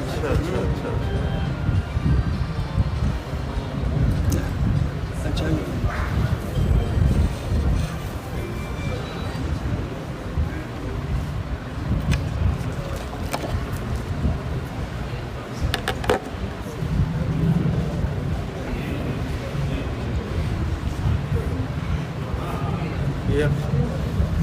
ہم عبداللہ صاحب نے 500 روپیہ بچوں کو دیا ہے۔ اور ڈاکٹر عبداللہ صاحب، ڈاکٹر عبداللہ صاحب پرتاپ گڑھ کے ڈاکٹر عبداللہ صاحب شافی دواخانے والے ہیں، وہ انہوں نے ابھی 5 بچوں کو 500 روپیہ اپنی طرف سے بطور انعام یا ہدیہ کے عنایت فرمایا ہے کہ لے لو بھائی۔ حالانکہ میری عادت نام لے کر بتانے کی ہے نہیں، تاکہ اخلاق میں ذرا سا بھی بال بھی نہ آئے، لیکن بتا ہی دیا، چلو بتا دیا تو بتا دیا۔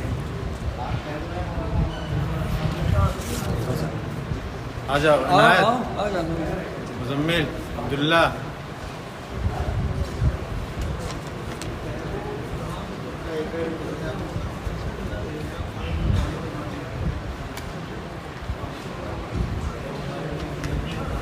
اب درود شریف پڑھ لیجیے، دعا کر لی جائے۔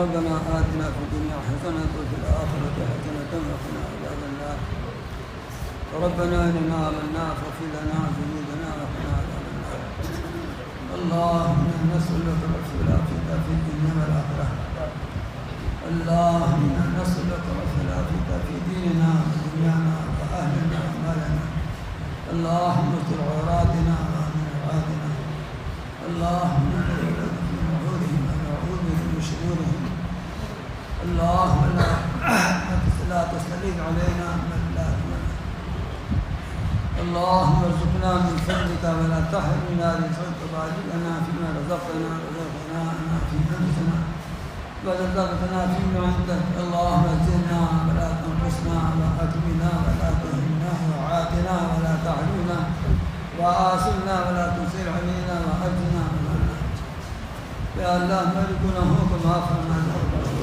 یا اللہ ہماری کوتاہیوں سے چشم پوشی فرما، اے جہاں ہماری نالاپیوں سے سخت نظر فرما، اے اللہ ہماری اس مجلس کو قبول فرما لے، یا اللہ ہم نہایت ہی نالائق گنہگار ہیں، اے اللہ ہم اس لائق بھی نہیں ہیں کہ ہم تیرے سامنے ہاتھ پھیلا سکیں، یہ اللہ تیرے در کے سوا کوئی در بھی نہیں ہے، اے اللہ ہم تیرے سوا کسی کے سامنے ہاتھ پھیلاتے بھی تو نہیں ہیں، اے رب العالمین ہم آپ ہی کے بارگاہ میں ہاتھ پھیلاتے ہیں، اے اللہ ہم آپ ہی سے کی عبادت کرتے ہیں، اے اللہ ہم آپ ہی مانتے ہیں، اے اللہ ہمارا نالاپیوں کے باوجود آپ کو محبوب رحمۃ اللہ علیہ وسلم کی امتی ہیں، ان کے نام لینا، اے اللہ اس نسبت سے ہماری مغفرت فرما، اے اللہ ہماری بدعمالیوں کی نحوستوں کو دور فرما دے، اے اللہ ہمیں اپنے رحم و کرم کا مستحق بنا دے، اے اللہ اس وقت جن مظالم کے شکار ہیں ہم انفرادی طور پر یا اجتماعی طور پر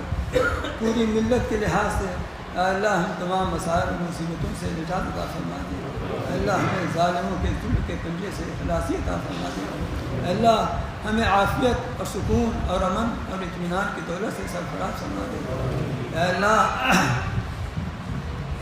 ہم دین و دنیا دونوں ہی کی بھلائی کے میں آپ کے محتاج ہیں، اللہ دونوں ہی کی برائیوں اور خرابیوں سے پناہ مانگتے ہیں آپ کی بارگاہ میں، اللہ ہمیں جو بیمار ہیں انہیں شفا عطا فرما دے، اللہ کتنے ہمارے اہل تعلق بیمار ہیں، اللہ کتنے لوگوں نے ہم سے دعا کی فرمائش کی ہے اپنے اہل تعلق میں سے بیماروں کی شفا کے لیے اور اپنی جائز حوائج کی تکمیل کے لیے، اپنی مرادوں کے گھر آنے کے لیے، اللہ ہمارے تعلق کی ان سب فرمائش کرنے والوں کی تمام جائز حاجتوں کو اور ان کی مرادوں کو محض اپنے فضل و کرم سے پوری فرما دے، ایسے تمام مریضوں کو اللہ شفائے عاجل و کامل عطا فرما دے، اللہ انہیں شفائے عاجل و کامل عطا فرما دے، اللہ نئے امراض پھیل رہے ہیں، نئی بیماریاں نکل رہی ہیں، اللہ ہمیں ہمارے تمام اہل تعلق کو سب کو ان نئے امراض نئی بیماریوں سے، وہ ظاہری جسمانی بیماریاں ہوں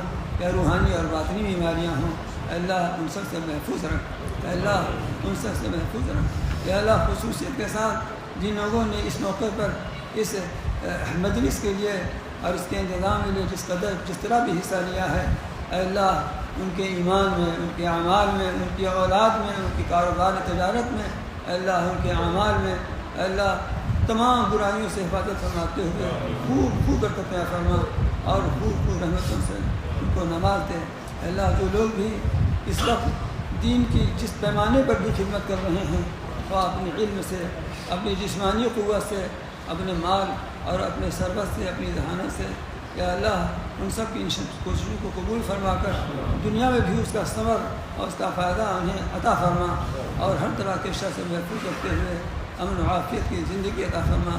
اے اللہ ہمیں جو پریشان ہیں ان کی پریشانیوں کو دور فرما دے، اتنے ہم میں سے بے گناہ مقدمات پھنسے ہوئے ہیں، اللہ ان کو ظلم سے، مقدمات کے ظلم سے اللہ نجات عطا فرما دے۔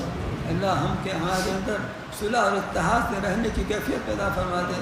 اللہ یہ جو بدروبی اور بے حیثیتی کی فضا قائم ہو گئی ہے، اللہ محض اپنے فضل و کرم سے اس بے حیثیتی کو دور فرما کر ہمیں اپنے دین ہی کی طرح باحیثیت اور باوقات بنا دے۔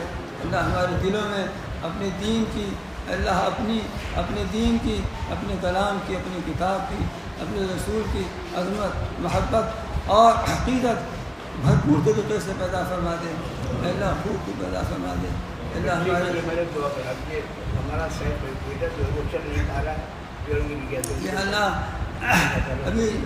ابھی جس بچے کے لیے دعا کی فرمائش کی گئی ہے، اور اسی طرح سے اور بھی بچے بیمار ہیں، یا اللہ ان سب کو خوب قوت عطا فرما دے۔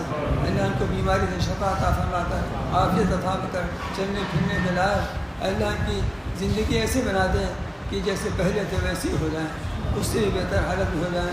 اے اللہ آپ مالک الکل ہیں، آپ قادر مطلق ہیں۔ اے اللہ آپ ہر چیز پر قادر ہیں۔ اے اللہ آپ سوکھی زمین کو ہر آباد بنا دیتے ہیں۔ اے اللہ آپ اڑتے ہوئے غبار کو اللہ سبزدار بنا دیتے ہیں۔ اے اللہ آپ مردوں کو زندہ کر دیتے ہیں۔ اے اللہ آپ بیماروں کو شفا عطا فرما دیتے ہیں۔ اے اللہ آپ کی قدرت کوئی اندازہ نہیں کر سکتا۔ اے اللہ آپ اپنی قدرت کاملہ سے ایسے مریضوں کو شفا عطا فرما۔ اللہ ایسے بیماروں کو جو شفا کامل عاجل عطا فرما، اور اسی طرح اس امت مسلمہ کو، اس ملت اسلامیہ کو جو اس وقت بری طرح بیماری میں گھری ہوئی ہے، اپنے نفاق کی بیماری میں، اختلاف بیماری میں، بے حیثیتی بے وقتی کی بیماری میں، لوگوں کی نظر میں اس کی کوئی حیثیت نہیں رہ گئی ہے۔ اللہ محض اپنے حبیب کریم، اپنے حبیب پاک صلی اللہ علیہ وسلم کے طفیل میں کہ ان کی امتی ہیں، اے اللہ اس بلا سے نجات عطا فرما دیجیے۔ اللہ اس بلا سے نجات عطا فرما دیجیے۔ اے اللہ مدارس اسلامیہ کی، مقابر اسلامیہ کی، اوقاف اسلامیہ کی، دینی اداروں اور تنظیموں کی، اور جو بھی جس طرح سے بھی قوم و ملت اور دین کی خدمت کر رہے ہیں، اے اللہ ان سب افراد، ان سب جماعتوں اور ان سب اداروں کی حفاظت فرمائیے۔ اے اللہ مخالفین اور دشمنوں کی بری نگاہوں سے ان کی حفاظت فرمائیے۔ اے اللہ ان کو اپنے تامن عافیت کو چھپا لیجیے۔ اے اللہ ان کو دین کی خدمت کرنے کی خوب توفیق عطا فرمائیے۔ اے اللہ دنیا میں بھی ان کو کسی کا محتاج نہ رکھیے۔ اے اللہ ہمیں دنیا میں بھی اپنے علاوہ کسی کا محتاج نہ رکھیے۔ اے اللہ اہل اسلام کے لیے تمام راہیں جو مسدود ہو چکی ہیں ان کو کھول دیجیے۔ اللہ ان کے لیے تعلیم کے راستے کو، دینی دنیوی دونوں تعلیم کے راستے کو آسان فرما دیجیے۔ ان کے لیے کاروبار کے راستے کو، جائز و حلال کاروبار کے راستے کو آسان فرما دیجیے اور اس میں ترقی عطا فرمائیے۔ اللہ بہت سے ہمارے نوجوان لڑکے اور لڑکیاں ہیں، کہ اللہ ان کو مناسب جوڑا ایسا جو الفت محبت کے ساتھ اور خوشحالی خوشیسی کے ساتھ زندگی گزار سکے، ایسا جوڑا عطا فرما دیجیے۔ اللہ محض اپنے اللہ آپ ایسے قادر مطلق ہیں، اللہ آپ ایسے رحیم ہیں، ایسے کریم ہیں، ایسے غفور ہیں۔ اللہ آپ کے لیے سب کچھ آسان ہے۔ اللہ آپ ہی مشکل کو آسان کرنے والے ہیں۔ اللہ آپ ہی مشکلات کا حل کرنے والے ہیں۔ اللہ آپ مہربانی فرما کر، اپنا لطف فرما کر تمام ایسی مشکلات کو آسانی سے ہمکنار فرما دیجیے۔ اللہم ارزقنا من فضلک ولا تحرمنا رزقک وبارک لنا فیما رزقتنا واجعل غناءنا فی انفسنا واجعل ربطنا فیما انتک۔ اللہم زدنا ولا تنقصنا واکرمنا ولا تہنا وعاتنا ولا تحرمنا وآسنا ولا تسر علینا وأعزنا وذلنا۔ اللہم لا تدع لنا ذنبا الا غفرته ولا هما الا فرجته ولا دينا الا قضيته ولا حاجة من حوائج الدنيا والآخرة الا قضيتها يا ارحم الراحمين۔ اللهم افتح لنا ابواب رحمتك وسهل لنا ابواب رزقك۔ اللهم حسن عاقبتنا في الامور كلها واجرنا من خزي الدنيا وعذاب الآخرة۔ اللهم حسن عاقبتنا في الامور كلها واجرنا من خزي الدنيا وعذاب الآخرة۔ اللهم حسن عاقبتنا في الامور كلها واجرنا من خزي الدنيا وعذاب الآخرة۔ اللهم لا تدع لنا ذنبا الا غفرته ولا هم إلا فرجته ولا دين إلا قضيته ولا حاجة من هوائج الدنيا والآخرة إلا قضيتها یا ارحم الراحمین۔ اے اللہ جس کلام آپ کے کلام کی برکت سے یہاں ہمارا اس وقت اجتماع ہوا ہے، اللہ اپنے اس کلام کی خدمت کو ہمیں برابر توفیق عطا فرماتا رہا، اور اس کے ہمارے لیے دنیاوی فلاح و کامیابی کے ساتھ دراصل آخرت کی فلاح و کامیابی کا بھی ذریعہ اور وسیلہ بنا دیجیے۔ اے اللہ ہم تیرے نہایت گنہگار اور نہایت کمزور بندے ہیں۔ اللہ ہم سب جو اس وقت اس مجلس میں حاضر ہیں تیرے نہایت گنہگار اور نہایت کمزور، عاجز اور بے بس اور بے عقل بندے ہیں۔ اے اللہ آپ ہی ہمارے دستگیر ہیں، اللہ آپ ہماری دستگیری فرمائیے۔ اے اللہ آپ ہی ہمارے دستگیر ہیں، آپ ہی ہماری دستگیری فرمائیے۔ اے اللہ آپ ہی نے ہمیں یہ دعا تعلیم فرمائی ہے کہ حسبنا اللہ و نعم الوکیل، کہ ہمارے اللہ آپ ہمارے لیے کافی ہو جائیے۔ اے اللہ آپ ہمارے لیے کافی ہو جائیے۔ اے اللہ ہمارے لیے کافی ہو جائیے۔ اے اللہ ہمارے وکیل اور کارساز بن جائیے۔ اے اللہ ہمارے وکیل اور کارساز بن جائیے۔ اے اللہ ہمارے وکیل اور کارساز بن جائیے۔ اے اللہ ہمارے دین دنیا کے سب کام، اللہ ہمارے دین دنیا کے سب کام محض اپنے فضل و کرم سے بنا دیجیے۔ یا اللہ یا رحمان یا رحیم یا کریم یا غفور الرحیم یا ذا الجلال والاکرام یا حی یا قیوم برحمتک نستغیث۔ یا اللہ یا رحمان یا رحیم یا کریم یا غفور الرحیم یا ذا الجلال والاکرام یا حی یا قیوم برحمتک نستغیث۔ یا اللہ یا رحمان یا رحیم یا کریم یا غفور الرحیم یا ذا الجلال والاکرام یا حی یا قیوم برحمتک نستغیث۔ اصلح لنا شاننا کلہ، اصلح لنا شاننا کلہ، اصلح لنا شاننا کلہ۔ اے اللہ آپ سے آخری فریاد یہ ہے کہ ہم میں سے جب بھی جس کا بھی آخری وقت آ جائے تو اللہ اپنی بارگاہ میں ایمان کے ساتھ بلائیے گا۔ اللہ اپنی بارگاہ میں ایمان کے ساتھ بلائیے گا۔ اللہ اپنی بارگاہ میں ایمان کے ساتھ بلائیے گا۔ ربنا تقبل منا انك انت السميع العليم۔ صلی اللہ تعالی علی خیر خلقہ محمد وآلہ وصحبہ اجمعین برحمتک یا ارحم الراحمین، آمین رب العالمین۔